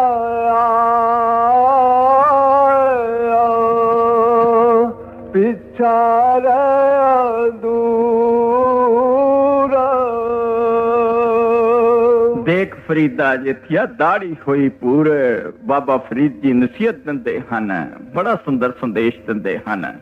ਜਦੋਂ ਜੀਵ 40 ਸਾਲ ਤੋਂ ਉੱਪਰ ਉਮਰ ਵੱਧ ਜਾਂਦੀ ਹੈ, ਕੰਨਾਂ ਦੇ ਨੀਚੇ ਇੱਥੇ ਪੂਰੇ ਚਿੱਟੇ ਵਾਲ ਆਉਣੇ ਸ਼ੁਰੂ ਹੋ ਜਾਂਦੇ ਹਨ, ਐਸਾ ਵੱਧਦੇ ਚਲੇ ਜਾਂਦੇ ਹਨ। ਕਾਲ ਦੇ ਫਰਿਸ਼ਤੇ ਦਾ ਸੰਦੇਸ਼ ਹੈ, ਟੈਲੀਫੋਨ ਹੈ ਕਿ ਹੁਣ ਤੂੰ ਬੁੱਢਾ ਹੋਣ ਲੱਗਿਆ ਹੈ। 40 ਸਾਲ ਤੋਂ ਪਹਿਲਾਂ ਦਾ ਜਿਹੜਾ ਸਮਾਂ ਹੁੰਦਾ ਹੈ ਉਸ ਨੂੰ ਸੁਨਹਿਰੀ ਸਮਾਂ ਮਹਾਤਮਾ ਨੇ ਕਿਹਾ ਹੈ, ਕਿਉਂਕਿ ਕਫ ਬੈ ਨਹੀਂ ਘੇਰਦਾ, ਜਵਾਨੀ ਹੁੰਦੀ ਹੈ, ਪਿੱਠ ਬੜੀ ਠੀਕ ਨੇ, ਦੁਖਦੀ ਨਹੀਂ, ਕੋਈ ਖੂਨ ਦੇ ਵਿੱਚ ਖਰਾਬੀ ਨਹੀਂ ਹੁੰਦੀ, ਹਾਜ਼ਮਾ ਠੀਕ ਹੁੰਦਾ ਹੈ, ਪੇਟ ਠੀਕ ਹੁੰਦਾ ਹੈ। ਫਿਰ ਉਸ ਵਕਤ ਕਾਮ ਚੇਸ਼ਟਾ ਦੇ ਵਿੱਚ ਦੌੜਿਆ ਫਿਰਦਾ ਹੈ, ਇਹ ਬਾਹਰ ਹਉਮੈ ਦੇ ਵਿੱਚ ਫਸਿਆ ਰਹਿੰਦਾ ਹੈ। ਪਰ ਜਦੋਂ ਬੁੱਢਾ ਹੁੰਦਾ ਹੈ, ਬਾਬਾ ਫਰੀਦ ਜੀ ਕਹਿੰਦੇ ਹਨ, ਕਹਿੰਦੇ ਦੇਖ ਫਰੀਦਾ ਜੇਠੀਆ ਦਾੜੀ ਹੋਈ ਪੂਰੇ, ਅੱਗੋਂ ਨੇੜੇ ਆਇਆ ਪਿੱਛਾ ਰਹਿ ਗਿਆ ਦੂਰ। ਕਹਿੰਦੇ ਨਜ਼ਰ ਮਾਰ ਕੇ ਦੇਖ, ਹੁਣ ਅੱਗਾ ਨੇੜੇ ਆ ਗਿਆ ਹੈ, ਪਿੱਛਾ ਬੜੀ ਦੂਰ ਰਹਿ ਗਿਆ ਹੋਵੇ। ਕਦੇ ਸੋਚਿਆ ਹੀ ਨਹੀਂ ਹੈ ਤੈਂ ਕਿ ਤੇਰਾ ਜੀਵਨ ਕਿਤਨਾ ਖਤਮ ਹੋ ਗਿਆ ਹੈ। ਇੱਕ ਸ਼ਾਇਰ ਲਿਖਦਾ ਹੈ, ਕਹਿੰਦਾ ਗੱਡੀ ਉਮਰ ਪਿਆਰਿਆ ਤੇਰੀ ਉਹ ਤੇਜ਼ ਰਫ਼ਤਾਰ ਚੱਲਦੀ, ਕਈ ਸਟੇਸ਼ਨ ਪਿੱਛੇ ਛੱਡ ਆਈ, ਅੱਖੀਆਂ ਨੂੰ ਖੋਲ ਗਾਫਲਾ। ਅੱਖੀਂ ਦੇਖ ਪਤੀਨੀਆਂ ਸੁਣ ਸੁਣ ਰੀਨੇ ਕੰਨ। ਬਾਬਾ ਫਰੀਦ ਜੀ ਕਹਿੰਦੇ ਕਦੇ ਤਾਂ ਖਿਆਲ ਕਰਕੇ ਦੇਖਿਆ ਉਹ ਜਿਹੜਾ ਜਵਾਨੀ ਦੇ ਵਿੱਚ ਇੱਥੋਂ ਖੜ ਕੇ 2 ਮੀਲ ਤੱਕ ਦੇਖਿਆ ਕਰਦਾ ਸੀ, ਹੁਣ 2 ਗਜ ਤੱਕ ਨਹੀਂ ਤੈਨੂੰ ਨਜ਼ਰ ਆਉਂਦਾ। ਕਹਿੰਦੇ ਅੱਖੀਂ ਦੇਖ ਪਤੀਨੀਆਂ, ਕਹਿੰਦੇ ਅੱਖਾਂ ਜਿਹੜੀ ਹਨ ਉਹਨਾਂ ਦੀ ਲੋ ਘਟ ਗਈ, ਕਿਉਂਕਿ 5 ਤੱਤ ਜਿਹੜੇ ਹਨ ਉਹ ਘਟਦੇ ਚਲੇ ਜਾਂਦੇ ਹਨ। ਸੁਣ ਸੁਣ ਰੀਨੇ ਕੰਨ, ਸੁਣ ਸੁਣ ਕੇ ਕੰਨ ਵੀ ਥੱਕ ਗਏ, ਬੰਦ ਹੋਣੇ ਸ਼ੁਰੂ ਹੋ ਗਏ। ਇੱਕ ਦਰਬਾਰ ਸਾਹਿਬ ਦੇ ਵਿੱਚ ਬਾਣੀ ਦੇ ਵਿੱਚ ਆਇਆ, ਇੱਕ ਜਗ੍ਹਾ ਤੇ ਆਇਆ ਹੈ, ਨੈਣੋ ਨੀਰ ਬਹੇ ਤਨ ਖੀਣਾ ਭਏ ਕੇਸ ਦੁੱਧ ਬਾਣੀ ਰੁੱਦਾ ਕੰਠ ਸ਼ਬਦ ਨਹੀਂ ਉਚਰੇ ਅਬ ਕਿਆ ਕਰੇ ਪ੍ਰਾਣੀ। ਦੱਸ ਹੁਣ ਤੂੰ ਕਿਆ ਕਰੇਗਾ ਭਰਾਵਾ, ਕੰਠ ਇਸ ਤਰ੍ਹਾਂ ਰੁੱਧ ਜਾਂਦਾ ਹੈ, ਕਫ ਪਿਆ ਘੇਰ ਲੈਂਦੀ ਹੈ, ਸੁਣਦਾ ਨਹੀਂ। ਮੈਨੂੰ ਕੀ ਕਰਦੀ ਹੈ, ਰੋਟੀ ਪਕਾ ਕੇ ਬੱਚੇ ਕਹਿੰਦੇ ਹਨ ਲੈ ਉਹ ਆਪਣੇ ਬੱਚੇ ਛੋਟੇ ਜਿਹੇ ਨੇ, ਜਾ ਬਾਬੇ ਨੂੰ ਰੋਟੀ ਦੇ ਆ, ਉਹ ਰੋਟੀ ਲਿਆ ਕੇ ਪਿੱਛੇ ਰੱਖ ਕੇ ਚਲੇ ਜਾਂਦਾ, ਪਿੱਛੋਂ ਕੁੱਤਾ ਹੀ ਚੁੱਕ ਲੈਂਦਾ, ਉਹਨੂੰ ਵਿਚਾਰੇ ਨੂੰ ਪਤਾ ਹੀ ਨਹੀਂ ਲੱਗਦਾ ਉਹ ਕਰੇ ਕੀ ਵਿਚਾਰਾ। ਫੇਰ ਨੂੰ ਦੌੜੀ ਦੌੜੀ ਆਉਂਦੀ ਹੈ ਕਿ ਰੋਟੀ ਖਾ ਲਈ, ਕਹਿੰਦਾ ਮੈਨੂੰ ਕੋਈ ਦੇ ਕੇ ਹੀ ਨਹੀਂ ਗਿਆ ਰੋਟੀ, ਮੈਂ ਖਾ ਕਿੱਥੋਂ ਲੈਂਦਾ। ਹਾਏ ਹਾਏ ਇਹ ਕੁੱਤਾ ਕਿਤੇ ਨੇਤਾ ਨਹੀਂ ਖਾ ਗਿਆ, ਕੀ ਪਤਾ ਮੈਨੂੰ ਤੁਸੀਂ ਦੱਸਿਆ ਹੀ ਨਹੀਂ। ਫਿਰ ਹਲੂਣਾ ਦੇ ਕਿਉਂਕਿ ਇਹਨੇ ਮਾਰ ਲਏ, ਦਰਵਾਜ਼ਾ ਨਹੀਂ ਖਾਲੀ ਕਰਦਾ, ਤਾਂ ਚਲਿਆ ਜਾਵੇ ਤਾਂ ਚੰਗਾ ਹੀ ਹੈ। ਇਸ ਤਰ੍ਹਾਂ ਦੀ ਹਾਲਤ ਹੋ ਜਾਂਦੀ ਹੈ, ਸਾਡੀ ਹਾਲਤ ਹੁੰਦੀ ਜਾ ਰਹੀ ਹੈ, ਕਦੇ ਸੋਚਿਆ ਹੀ ਨਹੀਂ ਅਸੀਂ। ਇਸ ਕਰਕੇ ਬਾਬਾ ਫਰੀਦ ਜੀ ਬੜੇ ਪਿਆਰ ਦੇ ਨਾਲ ਸਮਝਾਉਂਦੇ ਹਨ, ਅੱਖੀਂ ਦੇਖ ਪਤੀਨੀਆਂ ਸੁਣ ਸੁਣ ਰੀਨੇ ਕੰਨ, ਸਾਖ ਪਕੰਦੀ ਆ ਜਾਂ ਹੋਰ ਕਰੇਂਦੀ ਬਨ। ਸਾਖ ਕਹਿੰਦੇ ਪੈਲੀ ਪੱਕ ਗਈ ਹੈ, ਹੁਣ ਦੇਖ ਲੈ ਦਾਤੀਆਂ ਲੈ ਕੇ ਕਿਆ ਤਿਆਰ ਖੜੇ ਹੋਏ ਹਨ ਲਾਵੇ ਭਰਾਵਾ, ਟਾਈਮ ਆ ਗਿਆ ਹੈ ਅਖੀਰ ਦਾ, ਜ਼ਿੰਦਗੀ ਦੇ ਤੇਰੀ ਦੇ ਦਿਨ ਖਤਮ ਹੋ ਗਏ ਹਨ। ਹੁਣ ਸੋਚਾਂ 'ਚ ਪਿਆ ਹੋਇਆ ਹੈ, ਕਦੇ ਉੱਪਰਲੀਆਂ ਕੜੀਆਂ ਗਿਣਦਾ ਹੈ, ਕਦੇ ਇੱਧਰ ਉੱਧਰ ਨਜ਼ਰ ਮਾਰਦਾ ਹੈ, ਕੁਛ ਨਜ਼ਰ ਨਹੀਂ ਆਉਂਦਾ। ਫਿਰ ਸੋਚ ਸੋਚ ਕੇ ਕਹਿੰਦਾ ਹੈ ਹਾਏ ਮੈਂ ਇਹਨਾਂ ਵਾਸਤੇ ਇਹਨਾਂ ਨੂੰ ਪੇੜੇ ਖਿਲਾਉਂਦਾ ਰਿਹਾ, ਇਹਨਾਂ ਨੂੰ ਮੈਂ ਇੰਨਾ ਪਾਲਦਾ ਰਿਹਾ, ਅੱਜ ਮੇਰੀ ਕੋਈ ਸੇਵਾ ਕਰਨ ਵਾਲਾ ਨਹੀਂ ਹੈ। ਸਭ ਕੁਛ ਛੱਡ ਕੇ ਧਨ ਦੌਲਤ ਦੁਨੀਆ ਦਾ ਸਮਾਨ ਖਾਲੀ ਹੱਥ ਦੁਨੀਆ ਦੇ ਵਿੱਚੋਂ ਟੁਰ ਜਾਂਦਾ ਹੈ। ਸਿਕੰਦਰ ਵਰਗੇ, ਮਹਿਮੂਦ ਗਜ਼ਨਵੀ ਵਰਗੇ, ਨਾਦਰ ਸ਼ਾਹ, ਬਹਾਦਰ ਸ਼ਾਹ ਔਰ ਹੋਰ ਔਰੰਗਜ਼ੇਬ ਵਰਗੇ ਬੜੇ ਬੜੇ ਅਹਿਲਕਾਰ, ਬੜੇ ਬੜੇ ਵਜ਼ੀਰ, ਬੜੇ ਬੜੇ ਦੁਨੀਆ ਦੇ ਲੀਡਰ ਖਾਲੀ ਹੱਥ ਦੁਨੀਆ ਦੇ ਵਿੱਚੋਂ ਟੁਰ ਜਾਂਦੇ ਹਨ। ਦੇਖ ਲਓ ਇਹ ਹਾਲਤ ਹੁੰਦੀ ਹੈ ਜਦੋਂ ਸਿਕੰਦਰ ਸਭ ਕੁਛ ਲੁੱਟ ਕੇ ਲਿਆ ਕੇ ਇਕੱਠਾ ਕਰਕੇ ਕਹਿੰਦਾ ਹੈ ਮੇਰੇ ਵਰਗਾ ਖੁਦਾ ਹੀ ਕੋਈ ਨਹੀਂ। ਯਾਰ सिकंदर ने लूट कर कह दिया मैं हूं खुदा, कहते मैं हूं खुदा बन गया। हाँ कहते यार सिकंदर ने लूट कर कह दिया मैं हूं खुदा, वक्त पड़ने पर खुदा से सब ही हो गए जुदा।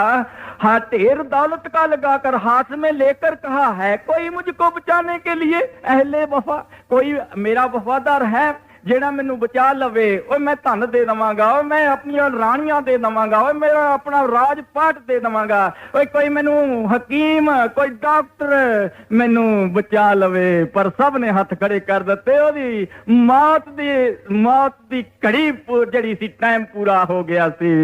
ਇਸ ਕਰਕੇ ਮਹਾਤਮਾ ਸਾਨੂੰ ਸਮਝਾਉਂਦੇ ਹਨ, ਕਦੇ ਸੋਚ ਕੇ ਨਹੀਂ ਦੇਖਿਆ, ਉਸ ਵਕਤ ਭਗਤੀ ਨਹੀਂ ਕੀਤੀ, ਹੁਣ ਅੱਗੇ ਖੋਲ ਕੇ ਦੱਸਣਗੇ। ਹਾਂਜੀ ਫਰੀਦਾ ਕਾਲੀ ਜਿਨੀ ਨਰਾਵਿਆ ਤੌਲੀ ਰਾਵੇ ਕੋਏ ਕਰ ਸਾਈ ਸੋ ਪੇਰੀ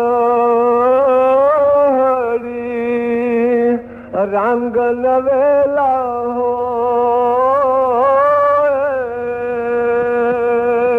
ਕਾਲੀ ਜਿਨੇ ਨਰਾਵਿਆ ਧੌਲੀ ਰਾਵੇ ਕੋਏ, ਕਹਿੰਦੇ ਜਿਨ੍ਹਾਂ ਨੇ ਕਾਲੀ ਦਾੜੀ ਦੇ ਵਿੱਚ ਮਾਲਕ ਦੀ ਭਗਤੀ ਨਹੀਂ ਕੀਤੀ, ਧੌਲੀ ਦਾੜੀ ਦੇ ਵਿੱਚ ਉਹਨਾਂ ਨੇ ਕੀ ਕਰਨਾ ਹੈ। ਕਿਉਂ ਉਸ ਵਕਤ ਐਡਾ ਫਲਾਹ ਹੋ ਜਾਂਦਾ ਹੈ ਮਨ ਦਾ, ਪੁੱਤਰ ਜਵਾਨ ਔਰ ਉਹਨਾਂ ਨੂੰ ਕੋਈ ਦੁੱਖ ਹੋਵੇ, ਆਪਣੇ ਦਿਲ ਦੇ ਉੱਤੇ ਦੁੱਖ ਹੁੰਦਾ ਹੈ। ਅਗਰ ਉਹਨਾਂ ਨੂੰ ਬਿਮਾਰੀ ਲੱਗ ਜਾਵੇ ਤਾਂ ਦੁੱਖ ਹੁੰਦਾ ਹੈ। ਅਗਰ ਕੋਈ ਲੜਕੀ ਦਾ ਪੁੱਤਰ ਕੇ ਸਾਡਾ ਦੋਤਾ ਪੋਤਰਾ ਵੀ ਬਿਮਾਰ ਹੋ ਜਾਵੇ, ਫਿਰ ਇਹ ਤੜਫਦਾ ਫਿਰਦਾ ਹੈ, ਹਾਏ ਹਾਏ ਮੇਰਾ ਪੋਤਰਾ, ਮੇਰਾ ਦੋਤਾ, ਮੇਰਾ ਫਲਾਣਾ ਰਿਸ਼ਤੇਦਾਰ ਬਿਮਾਰ ਹੋ ਗਿਆ ਹੈ। ਜਿੰਨੀ ਇਸ ਦੀ ਉਮਰ ਵੱਧਦੀ ਚਲੀ ਜਾਂਦੀ ਹੈ, ਤਿਉਂ ਤਿਉਂ ਇਹਦਾ ਮਨ ਫਲਾਹ ਦੇ ਵਿੱਚ ਆਉਂਦਾ ਚਲਿਆ ਜਾਂਦਾ ਹੈ। ਬਾਬਾ ਬਾਬਾ ਫਰੀਦ ਜੀ ਕਹਿੰਦੇ ਹਨ, ਜੇ ਤੂੰ ਕਾਲੀ ਦੇ ਵਿੱਚ ਮਾਲਕ ਦੀ ਭਗਤੀ ਨਹੀਂ ਕੀਤੀ ਤਾਂ ਹੁਣ ਧੌਲੀ ਦੇ ਵਿੱਚ ਤੂੰ ਮਾਲਕ ਦੀ ਭਗਤੀ ਕੀ ਕਰ ਸਕਦਾ ਹੈ। ਪਰ ਗੁਰੂ ਅਮਰਦਾਸ ਮਹਾਰਾਜ ਜੀ ਨੇ ਇਸ ਗੱਲ ਨੂੰ ਕੱਟ ਦਿੱਤਾ। ਗੁਰੂ ਅਮਰਦਾਸ ਮਹਾਰਾਜ ਜੀ ਦੇ ਦਰਬਾਰ ਸਾਹਿਬ ਦੇ ਵਿੱਚ ਬਾਣੀ ਆਉਂਦੀ ਹੈ, ਇਹਨਾਂ ਦੇ ਵਿੱਚ ਬਾਬਾ ਫਰੀਦ ਦੇ ਸ਼ਲੋਕਾਂ ਦੇ ਵਿੱਚ ਹੀ ਇਸ ਤੁਕ ਤੋਂ ਅਗਲੇ ਪਾਸੇ ਤੁਕ ਆਉਂਦੀ ਹੈ। ਉਹ ਦੱਸਣਗੇ ਕਿ ਕਾਲੀ ਧੌਲੀ ਦਾ ਕੋਈ ਫਰਕ ਨਹੀਂ, ਭਗਤੀ ਕਿਸ ਤਰ੍ਹਾਂ ਕਰਨੀ ਹੈ, ਅਗਲੀ ਤੁਕ ਦੱਸਣਗੇ। ਫਰੀਦਾ ਕਾਲੀ ਧੌਲੀ ਸਾਹਿਬ ਸਦਾ ਹੈ, ਜੇ ਕੋ ਚਿਤ ਕਰੇ ਆਪਣਾ ਲਾਇਆ ਪਿਰਮਲਾ ਲਗਾਈ, ਜੇ ਲੋਚੇ ਸਭ ਕੋ ਇਹ ਪਿਰਮ ਪਿਆਲਾ ਖਸਮ ਕਾ, ਜੇ ਪਾਵੇ ਤੈਦੇ।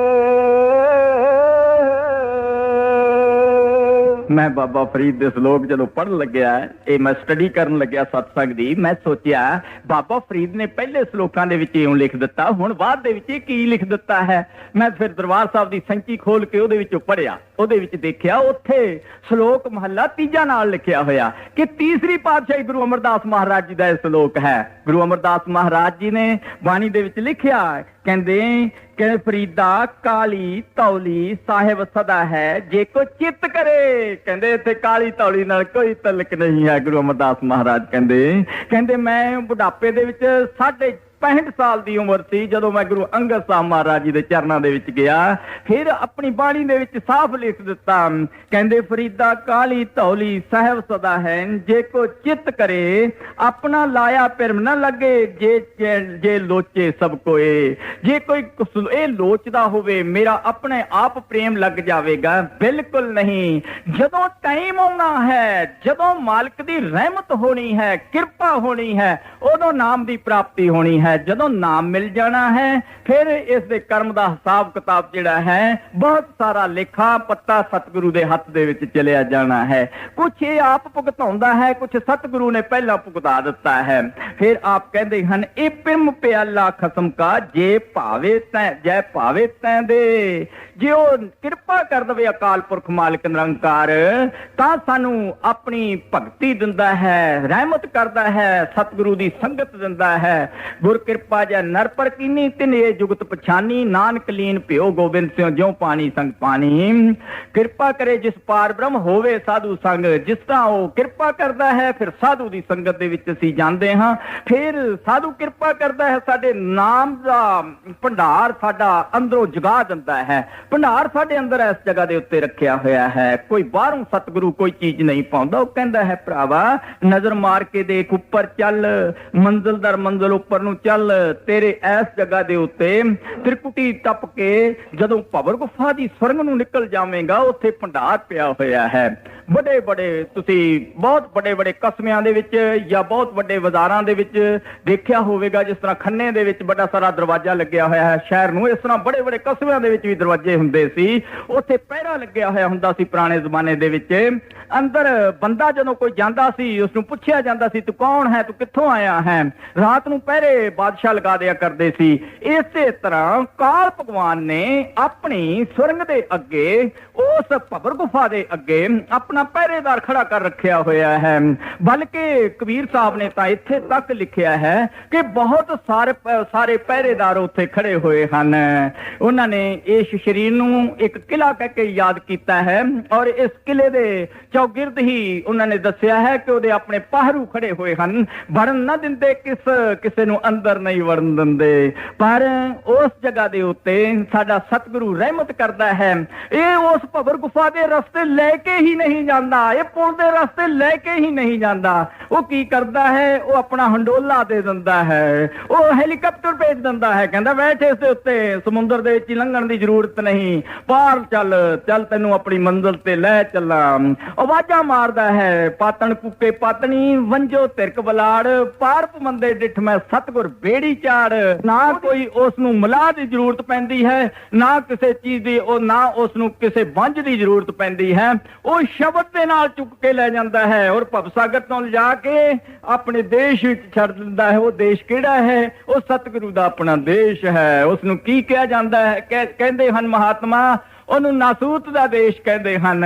ਉਹ ਨਾਸੂਤ ਦਾ ਦੇਸ਼ ਬਾਣੀ ਦੇ ਵਿੱਚ ਸਵਾਮੀ ਜੀ ਮਹਾਰਾਜ ਜੀ ਨੇ ਲਿਖਿਆ ਹੈ, ਛੋਟਾ ਨਾਸੂਤ ਦੇਖਾ ਨਾਸੂਤ ਛੋਟਾ ਜਬਰੂਤ ਜਬਰੂਤ ਮਾਹੂਤ ਵਗੈਰਾ ਸਾਰੇ ਦਾ ਜ਼ਿਕਰ ਆਉਂਦਾ ਹੈ ਕਿ ਉਹ ਸਾਰੇ ਕੁਝ ਛੱਡ ਕੇ ਸਹਿਜ ਅਵਸਥਾ ਦੇ ਵਿੱਚ ਜਾ ਕੇ ਇਹ ਆਤਮਾ ਸਾਡੀ बस जाती है और आवागमन तो सदा वास्ते आजाद हो जाती है।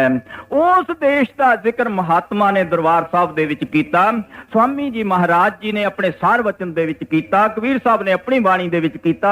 इसे तरह वड्डे महाराज जी ने गुरमुख सिद्धांत एडा बड़ा ग्रंथ लिख के उहदे विच कीता।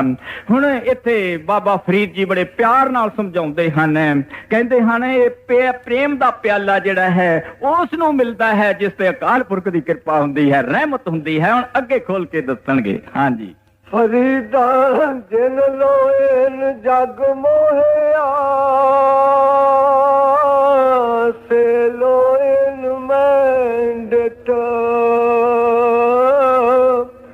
ਕਜਲ ਰੇਖ ਲਸੈਂਦਿਆ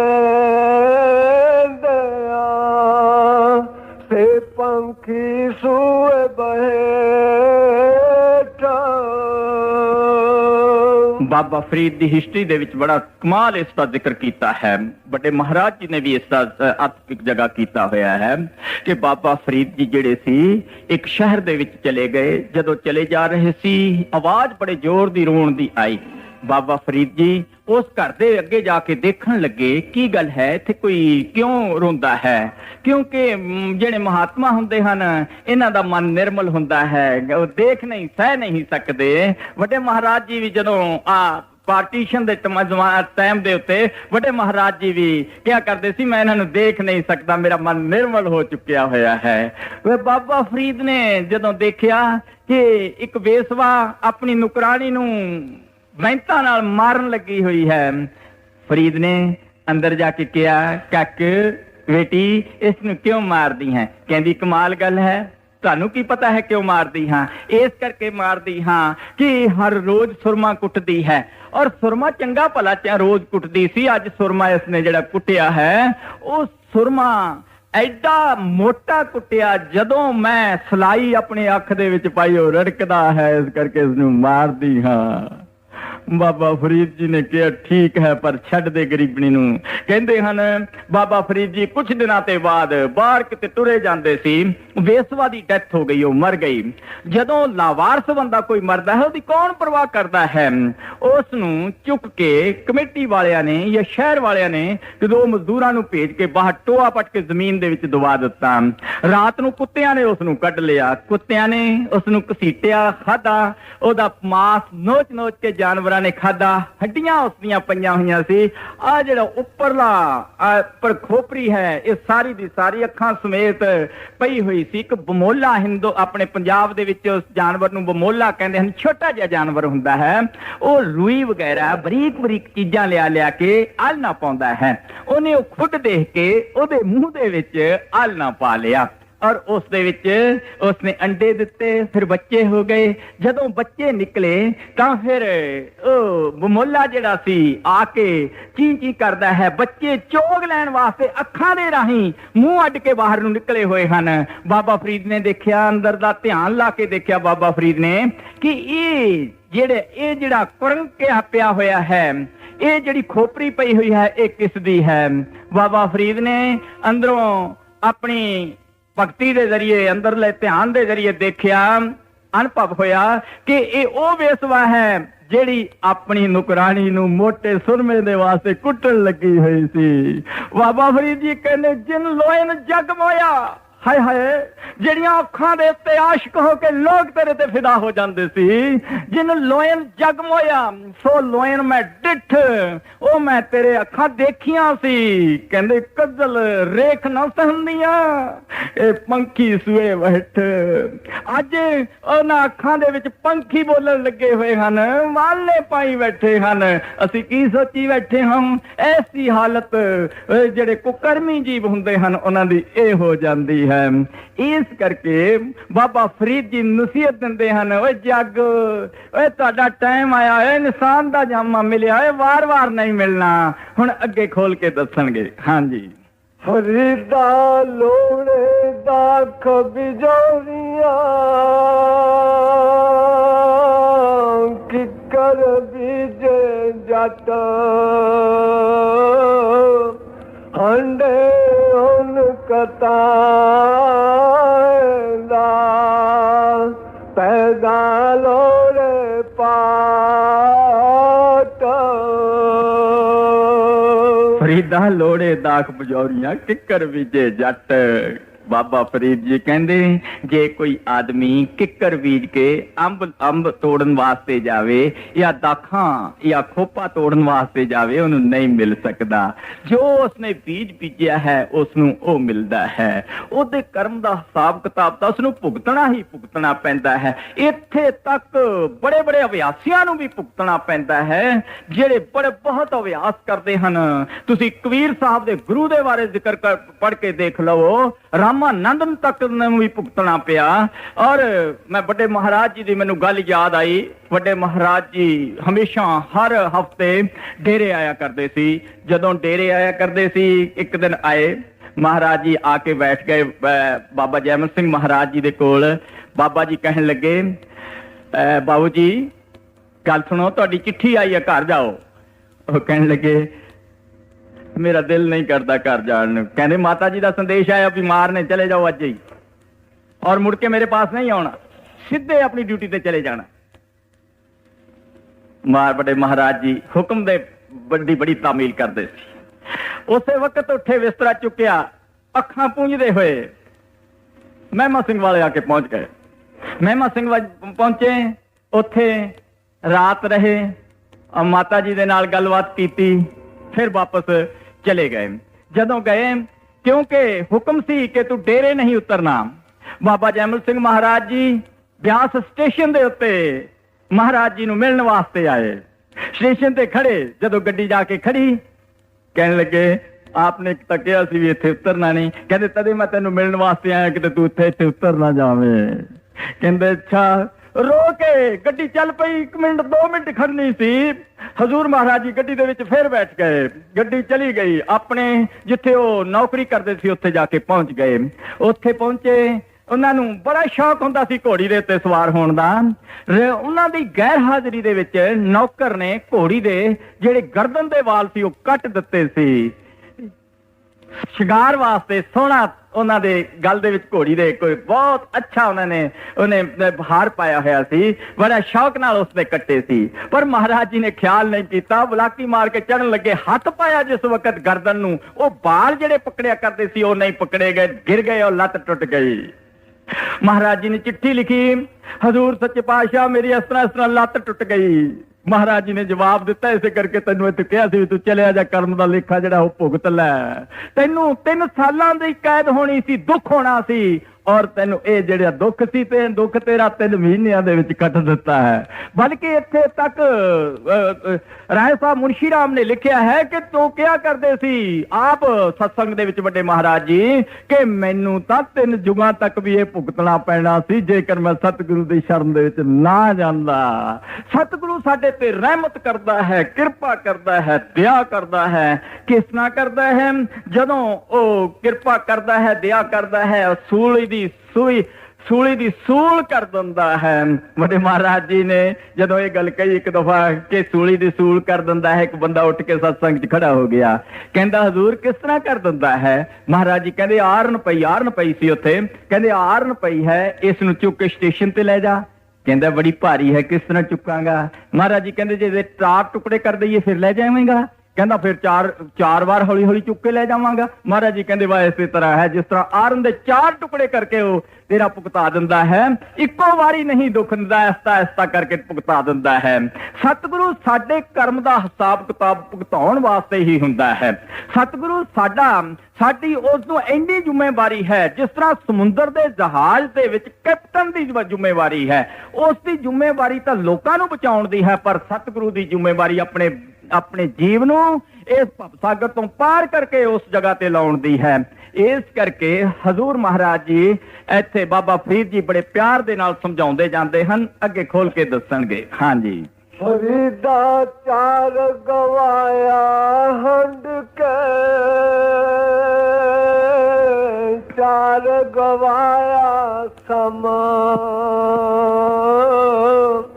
ਲਿਖਾ ਰੱਬ ਮੰਗੇ ਸਿਆ, ਤੂੰ ਆਇਓ ਕਿਹੜੇ ਕੰਮ।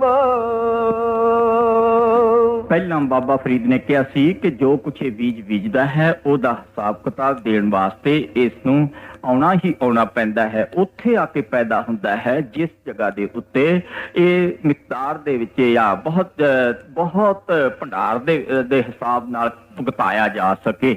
ਹੁਣ ਆਪ ਬੜੇ ਪਿਆਰ ਦੇ ਨਾਲ ਸਮਝਾਉਂਦੇ ਹਨ, ਫਰੀਦਾ 4 ਗਵਾਇਆ ਹੰਡ ਕੇ 4 ਗਵਾਇਆ ਸਮ। ਹਰ ਸਤਸੰਗ ਦੇ ਵਿੱਚ ਜ਼ਿਕਰ ਕਰੀਦਾ ਹੈ। ਅਸੀਂ ਕੀ ਕਰਦੇ ਹਾਂ?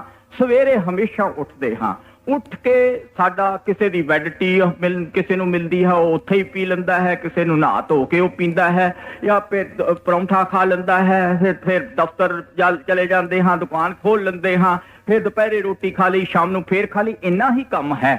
ਔਰ ਫੇਰ ਕੀ ਹੁੰਦਾ ਹੈ? ਫਿਰ ਤੁਰ ਕੇ 4 ਗਵਾਇਆ ਹੰਡ ਕੇ 4 ਪਹਿਰ ਅਸੀਂ ਫਿਰ ਤੁਰ ਕੇ ਕੱਢ ਦਿੱਤੇ, ਔਰ 4 ਗਵਾਇਆ ਸਮ 4 ਜਿਹੜੇ ਸੀ ਰਾਤ ਨੂੰ ਕੁਰਾੜੇ ਮਾਰ ਕੇ ਕੱਢ ਦਿੱਤੇ। ਬਾਬਾ ਫਰੀਦ ਜੀ ਕਹਿੰਦੇ ਲਿਖ ਰੱਬ ਮੰਗੇਸੀਆ, ਤੂੰ ਆਹੋ ਕਿਹੜੇ ਕੰਮ, ਤੈਨੂੰ ਪਤਾ ਨਹੀਂ? ਫਿਰ ਤੈਨੂੰ ਪੁੱਛਿਆ ਜਾਵੇਗਾ ਤੂੰ ਕਿਸ ਵਾਸਤੇ ਭੇਜਿਆ ਸੀ, ਕਿਹੜੀ ਵਸਤੂ ਖਰੀਦਣ ਵਾਸਤੇ ਭੇਜਿਆ ਸੀ? ਤੂੰ ਨਮਾਇਸ਼ ਦੇਖ ਕੇ ਆ ਗਿਆ, ਤੂੰ ਅਜਾਇਬ ਘਰ ਦੇ ਵਿੱਚ ਘੁੰਮ ਕੇ ਆ ਗਿਆ, ਤੈਨੂੰ ਪਤਾ ਨਹੀਂ ਸੀ ਉੱਥੇ ਕੁਝ ਖਰੀਦ ਕਰਨੀ ਸੀ? ਕਿਹੜੀ ਚੀਜ਼ ਦੀ ਖਰੀਦ ਕਰਨੀ ਸੀ? ਸੰਤ ਜਨੋ ਮਿਲ ਭਾਈਓ ਸੱਚਾ ਨਾਮ ਸਮਾਲ, ਤੋਸਾ ਬੰਧੂ ਜੀ ਕਾ ਇੱਥੇ ਉੱਥੇ ਨਾਲ।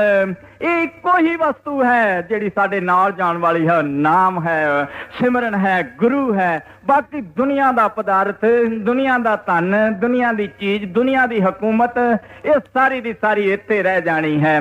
ਹਜ਼ੂਰ ਨੇ ਸਤਸੰਗ ਦੇ ਵਿੱਚ ਫਰਮਾਇਆ ਕਿ ਦੇਖੋ ਸਾਡੀ ਕੀ ਹਾਲਤ ਹੈ, ਨੀਚੇ ਕੁਰਸੀ, ਉਹਦੇ ਉੱਪਰ ਕੁਰਸੀ, ਉਹਦੇ ਉੱਪਰ ਕੁਰਸੀ, ਉਹਦੇ ਉੱਪਰ ਕੁਰਸੀ, ਕੁਰਸੀ ਚੜ੍ਹਦੇ ਉੱਪਰ ਨੂੰ ਜਾਂਦੇ ਹਾਂ, ਜਦੋਂ ਕੁਰਸੀ ਨੀਚੇ ਤੇ ਖਿਸਕ ਜਾਂਦੀ ਹੈ ਫਿਰ ਸਾਡੀ ਕੀ ਹਾਲਤ ਹੁੰਦੀ ਹੈ।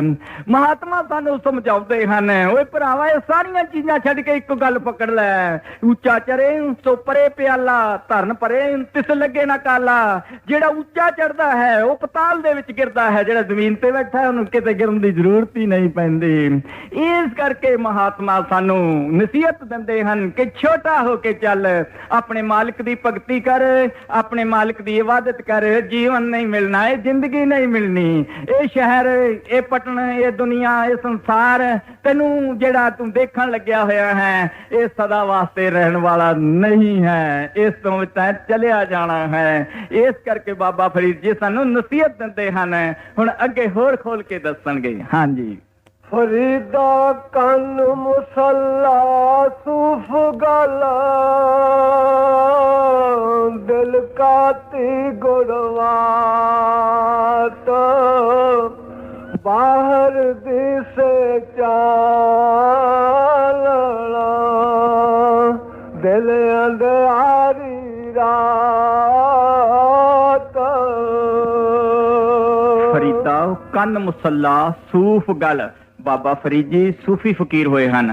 ਇਸ ਕਰਕੇ ਬਾਬਾ ਫਰੀਦ ਜੀ ਨੇ ਆਪਣੇ ਸਾਥੀਆਂ ਨੂੰ, ਆਪਣੇ ਬੰਦਿਆਂ ਨੂੰ ਸਮਝਾਇਆ, ਓਏ ਤੁਸੀਂ ਕੀ ਕਰਨ ਲੱਗੇ ਹੋਏ ਹੋ? ਇਹ ਸੂਫ ਪਾਉਣ ਨਾਲ, ਮੁਸੱਲਾ ਕੰਧੇ ਤੇ ਰੱਖਣ ਨਾਲ ਕੀ ਫਾਇਦਾ ਹੋ ਸਕਦਾ ਹੈ? ਇਸੇ ਕਰਕੇ ਇੱਕ ਫਕੀਰ ਨੇ ਲਿਖਿਆ ਸੀ, ਮੋਇਆ ਬਾਜ ਨਾ ਸੋਹੇ ਅਲਫੀ, ਕਾਸ ਨੂੰ ਗਲ ਵਿੱਚ ਪਾਈ ਹੂ। ਕਹਿੰਦੇ ਕਾਸ ਨੂੰ ਗਲ ਦੇ ਵਿੱਚ ਅਲਫੀ ਪਾਈ ਹੈ, ਕਾਸ ਨੂੰ ਚੋਗਾ ਪਾਇਆ ਹੈ, ਕਾਸ ਨੂੰ ਦਿਖਾਵਾ ਦਿਖਾਉਣ ਲੱਗਿਆ ਹੋਇਆ ਹੈ। ਕੰਨ ਮੁਸੱਲਾ ਕੰਨੇ ਦੇ ਉੱਤੇ ਮੁਸੱਲਾ ਰੱਖਿਆ ਹੋਇਆ ਹੈ। ਅੱਜ ਕੱਲ ਵੀ ਕਈ ਫਕੀਰ ਇਸ ਤਰ੍ਹਾਂ ਮੁਸੱਲਾ ਰੱਖ ਕੇ ਲੱਕ ਨੂੰ ਘੁੱਟ ਕੇ ਬੰਨ ਲੈਂਦੇ ਹਨ। ਜਿੱਥੇ ਰਾਤ ਕੱਟਣੀ ਹੋਵੇ ਉੱਥੇ ਨੀਚੇ ਵਿਛਾ ਕੇ ਉਹਦੇ ਉੱਤੇ ਸੌਂ ਜਾਂਦੇ ਹਨ। ਔਰ ਉਹਨਾਂ ਨੂੰ ਅਸੀਂ ਬੜਾ ਲੰਮਾ ਚੋਗਾ ਹੋਵੇ ਉਹਨੂੰ ਬੜਾ ਸਾਧ ਕਹਿੰਦੇ ਹਾਂ, ਜਿਹਦੇ ਛੋਟਾ ਚੋਗਾ ਹੋਵੇ ਉਹਦਾ ਛੋਟਾ ਸਾਧੂ ਕਹਿੰਦੇ ਹਾਂ। ਪਰ ਮਹਾਤਮਾ ਸਾਨੂੰ ਕਹਿੰਦੇ ਹਨ ਕੋਈ ਜ਼ਰੂਰਤ ਨਹੀਂ, ਅਸੀਂ ਤਾਂ ਲਿਬੜੇ ਹੋਏ ਆਦਮੀ ਨੂੰ ਕਹਿੰਦੇ ਆ ਸਾਧੂ ਹੈ। ਜਿਹੜਾ ਚੰਗੀ ਤਰ੍ਹਾਂ ਸਾਧੂ ਜਿਹੜਾ ਹੈ ਉਹ ਭਾਵੇਂ ਬਾਦਸ਼ਾਹ ਹੈ ਭਾਵੇਂ ਉਹ ਫਕੀਰ ਹੈ, ਉਹਦੇ ਨਾਲ ਕੋਈ ਤਲਕ ਨਹੀਂ ਹੈ। ਦੁਨੀਆ ਦੇ ਵਿੱਚ ਪੂਰਨ ਮਹਾਤਮਾ ਉਸ ਨੂੰ ਕਿਹਾ ਜਾਂਦਾ ਹੈ ਜਿਹੜਾ ਸਹਿਜ ਅਵਸਥਾ ਦੇ ਵਿੱਚ ਜਾ ਕੇ ਪਹੁੰਚਿਆ ਹੋਇਆ ਹੋਵੇ। ਹੁਣ ਬਾਬਾ ਫਰੀਦ ਜੀ ਕਹਿੰਦੇ ਕੰਨ ਮੁਸੱਲਾ ਸੂਫ ਗੱਲ ਦਿਲ ਕਾਤੀ ਗੁੜ ਬਾਤ ਬਾਹਰ ਦਿਸੇ ਚਾਨਣਾ ਦਿਲ ਅੰਧਿਆਰੀ ਰਾਤ। ਕਹਿੰਦੇ ਬਾਹਰ ਤਾਂ ਚਾਨਣਾ ਬੜਾ ਨਜ਼ਰ ਆਉਂਦਾ, ਬੜਾ ਸਾਧੂ ਹੈ। ਕਹਿੰਦੇ ਦਿਲੋਂ ਕਾਮ ਕ੍ਰੋਧ ਲੋਭ ਨੇ ਅੰਦਰੋਂ ਬਹੁਤ ਜ਼ੋਰ ਪਾਇਆ ਹੋਇਆ ਹੈ, ਪਰਾਈਆਂ ਇਸਤਰੀਆਂ ਦੀ ਤਰਫ ਨੂੰ ਦੇਖਦਾ ਹੈ। ਦੱਸਿਆ ਹੈ ਗੁਰੂ ਨਾਨਕ ਸਾਹਿਬ ਮਹਾਰਾਜ ਜੀ ਨੇ ਬਾਣੀ ਦੇ ਵਿੱਚ, ਕਹਿੰਦੇ ਹਨ ਇਸਤਰੀ ਤਜ ਕਰ ਕਾਮ ਵਿਆਪਿਆ ਚਿਤ ਲਾਇਆ ਪਰ ਨਾਰੀ ਸਿੱਖ ਕੀਏ ਕਰ ਸ਼ਬਦ ਨਚੀਨੇ ਲੰਪਟ ਹੈ ਬਾਜ਼ਾਰੀ। ਓਏ ਨਾਮ ਬਿਨਾ ਨਹੀਂ ਝੂਠ ਨਾਨਕ ਸੱਚੀ ਤਰਤ ਉਤਾਰੀ। ਕਹਿੰਦੇ ਦਿਖਾਵੇ ਦੇ ਨਾਲ ਤੇਰਾ ਜੀਵਨ ਸਫਲ ਨਹੀਂ ਹੋ ਸਕਦਾ। ਘਰ ਛੱਡ ਕੇ ਜੰਗਲਾਂ ਵਿੱਚ ਨਹੀਂ ਜਾਣਾ। ਹਰ ਸਤਸੰਗ ਦੇ ਵਿੱਚ ਮਿਸਾਲ ਦੇਈਦੀ ਹੈ। ਪਿਛਲੇ ਸਤਸੰਗ ਦੇ ਵਿੱਚ ਵੀ ਅੱਜ ਕੀਤੀ ਸੀ ਕਿ ਇੱਕ ਆਦਮੀ ਸ਼ਰਾਬ ਕੱਢੇ ਦਾ ਪਕੜਿਆ ਗਿਆ, ਉਸ ਨੂੰ ਜੱਜ ਦੇ ਪੇਸ਼ ਕਰ ਦਿੱਤਾ। ਜੱਜ ਨੇ ਉਸ ਨੂੰ ਪਕੜ ਕੇ ਕੀ ਕੀਤਾ, ਕਹਿੰਦਾ ਤੈਂ ਹਿੰਦੁਸਤਾਨ ਦੇ ਕਾਨੂੰਨ ਦੇ ਖਿਲਾਫ ਕੰਮ ਕੀਤਾ ਹੈ, ਚੱਲ ਤੈਨੂੰ 2 ਸਾਲ ਦੀ ਕੈਦ ਕਰ ਦਿੱਤੀ। ਉਹ 2 ਸਾਲ ਵਾਸਤੇ ਅੰਦਰ ਕਰ ਦਿੱਤਾ। ਉੱਥੇ ਜਾ ਕੇ ਉਹਦਾ ਮਨ ਨਹੀਂ ਟਿਕਿਆ, ਉਹਨੇ ਉੱਪਰੋਂ ਤਾਰਾਂ ਕੱਟ ਦਿੱਤੀਆਂ, ਕੰਧ ਟੱਪ ਕੇ ਦੌੜ ਗਿਆ, ਫਿਰ ਪਕੜਿਆ ਗਿਆ। ਫਿਰ ਉਸ ਨੂੰ ਜੱਜ ਦੇ ਪੇਸ਼ ਕੀਤਾ। ਜੱਜ ਨੇ ਕਿਹਾ 2 ਸਾਲ ਦੀ ਹੋਰ ਵੱਧ ਗਈ ਭਰਾਵਾ, ਜੇ 2 ਸਾਲ ਦੀ ਕੱਟ ਲੈਂਦਾ ਚੰਗਾ ਸੀ। ਇਹ ਕੈਦ ਵੱਧਦੀ ਜਾਂਦੀ ਹੈ ਜੇ ਇਸ ਸੰਸਾਰ ਨੂੰ ਛੱਡ ਕੇ ਜਾਵਾਂਗੇ। ਮਹਾਤਮਾ ਕਹਿੰਦੇ ਰੋ ਕੇ ਪਿੱਟ ਕੇ ਹੱਸ ਕੇ ਜਿਸ ਤਰ੍ਹਾਂ ਵੀ ਹੈ ਤੂੰ ਇਹ ਦੁਨੀਆ ਦੇ ਵਿੱਚ ਕੱਟ ਆਪਣੀ ਕੈਦ ਨੂੰ, ਇਹ ਪਰ ਕੈਦ ਨੂੰ ਵਧਾਉਣ ਦੀ ਕੋਸ਼ਿਸ਼ ਨਾ ਕਰ। ਇਹ ਦੁਨੀਆ ਵਿੱਚ ਰਹਿ ਸੂਰਮਾ ਬਹਾਦਰ ਹੋ ਬਣ ਕੇ ਰਹਿ। ਮਹਾਰਾਜ ਜੀ ਦੱਸਿਆ ਕਰਦੇ ਹਨ ਮਾਲਿਕ ਦੀ ਭਗਤੀ ਕਰ ਇਬਾਦਤ ਕਰ। ਇੱਕ ਪੈਸਾ ਹੀ ਇੱਕ ਮੁੱਖ ਨਹੀਂ ਰੱਖ ਲੈਣਾ ਚਾਹੀਦਾ, ਹੋਰ ਵੀ ਕਿਸੇ ਚੀਜ਼ ਦੀ ਜ਼ਰੂਰਤ ਹੈ। ਇਸ ਕਰਕੇ ਬਾਬਾ ਫਰੀਦ ਜੀ ਕਹਿੰਦੇ ਹਨ ਪਿਆਰ ਦੇ ਨਾਲ ਸਮਝਾਉਂਦੇ ਹੋਏ ਕਹਿੰਦੇ ਹਨ ਫਰੀਦਾ ਕੰਨ ਮੁਸੱਲਾ ਸੂਫ ਗੱਲ ਦਿਲ ਕਾਤੀ ਗੁੜ ਬਾਤ ਬਾਹਰ ਦਿਸੇ ਚਾਨਣਾ ਦਿਲ ਅੰਧਿਆਰੀ ਰਾਤ।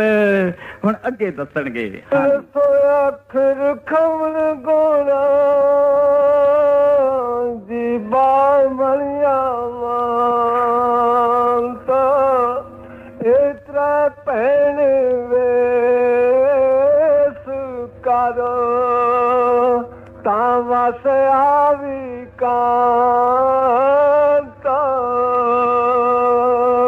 ਨਿਵਣ ਸੋ ਅੱਖਰ ਖਵਣ ਗੁਣ ਜੀਭਾ ਮਣੀਆਂ ਮੰਤ। ਸਾਡੇ ਹਿੰਦੁਸਤਾਨ ਦੇ ਵਿੱਚ 3 ਕੱਪੜੇ ਪਹਿਨੇ ਜਾਂਦੇ ਹਨ, ਸਿਰ ਤੇ ਪਗੜੀ, ਤਨ ਦੇ ਉੱਤੇ ਕਮੀਜ਼ ਔਰ ਪਜਾਮਾ। ਇਹੋ ਹੀ ਲਿਬਾਸ ਬੀਬੀਆਂ ਸਿਰ ਤੇ ਚੁੰਨੀ ਲੈਂਦੀਆਂ ਹਨ। ਇਸੇ ਤਰ੍ਹਾਂ ਸਾਡੇ ਹਿੰਦੁਸਤਾਨ ਦਾ ਪਹਿਰਾਵਾ ਹੈ। ਬਾਬਾ ਫਰੀਦ ਜੀ ਕਹਿੰਦੇ ਤੈਂ ਆਪਣੇ ਤਨ ਦੇ ਉੱਤੇ ਕਿਹੜੇ ਕਿਹੜੇ ਗੁਣਾਂ ਦਾ ਪਹਿਰਾਵਾ ਕਰਨਾ ਹੈ। ਕਹਿੰਦੇ ਨਿਵਣ ਸੋ ਅੱਖਰ ਖਵਣ ਗੁਣ ਜੀਭਾ ਮਣੀਆਂ ਮੰਤ ਇਹ 3 ਭੈਣੇ ਵੇਸ ਕਰ ਤਾਂ ਵਸ ਆਵੀ ਕੰਤ।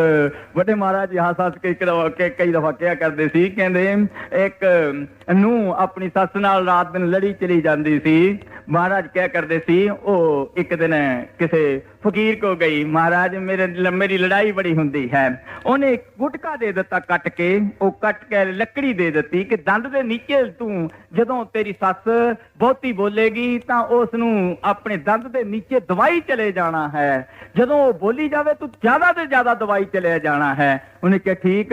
ਉਹ ਲੈ ਗਈ। ਉਹ ਜਦੋਂ ਘਰ ਜਾ ਕੇ ਕਲੇਸ਼ ਹੋਣਾ ਸ਼ੁਰੂ ਹੋਇਆ, ਉਹਨੇ ਆਪਣੇ ਦੰਦ ਦੇ ਨੀਚੇ ਉਸ ਨੂੰ ਰੱਖ ਲਿਆ ਔਰ ਜਿਉਂ-ਜਿਉਂ ਉਹਦੀ ਸੱਸ ਬੋਲਦੀ ਜਾਂਦੀ ਸੀ ਉਸ ਨੂੰ ਦਵਾਈ ਚਲੀ ਜਾਂਦੀ ਸੀ। ਉਹਨੇ ਕਿਹਾ ਤਾਂ ਵਿਚਾਰੀ ਬੜੀ ਸਿਆਣੀ ਹੋ ਗਈ, ਬੋਲਦੀ ਨਹੀਂ ਅੱਗੇ, ਬਹੁਤ ਚੰਗੀ ਹੋ ਗਈ। ਕਹਿੰਦੀ ਫਾਰਮੂਲਾ ਤੁਹਾਡਾ ਬੜਾ ਫਿੱਟ ਬੈਠਿਆ। ਇਹ ਨਿਵਣ ਸੋ ਅੱਖਰ ਖਵਣ ਗੁਣ ਵਾਲਾ ਨੀਵਾਂ ਰਹਿਣ ਵਾਲਾ ਜਿਹੜਾ ਫਾਰਮੂਲਾ ਹੈ ਬੜਾ ਅੱਛਾ ਹੈ। ਇਸ ਕਰਕੇ ਜੇਕਰ ਪ੍ਰੀਤਮ ਨੂੰ ਖੁਸ਼ ਕਰਨਾ ਚਾਹੁੰਦੇ ਹੋ ਨੀਵੇਂ ਹੋ ਜਾਓ। ਇਹ ਬਾਬਾ ਫਰੀਦ ਦੀ ਬਾਣੀ ਸੀ। ਜੋ ਕੁਝ ਬਾਬਾ ਫਰੀਦ ਨੇ ਸਾਨੂੰ ਸਮਝਾਇਆ ਹੈ ਸਾਨੂੰ ਵੀ ਚਾਹੀਦਾ ਹੈ ਇਹਨਾਂ ਦੇ ਕਹਿਣ ਦੇ ਮੁਤਾਬਕ ਆਪਣੇ ਜੀਵਨ ਨੂੰ ਢਾਲੀਏ। ਨਿਵਣ ਸੋ ਅੱਖਰ ਖਵਣ ਗੁਣ ਜੀ ਬਾਮਣਿਆ ਮਾਨਤਾ ਇਤਰਾ ਭੈਣ ਵੇਸ ਕਰ ਤਾਂ ਵਸ ਆਵੀ ਕਾਂਤਾ।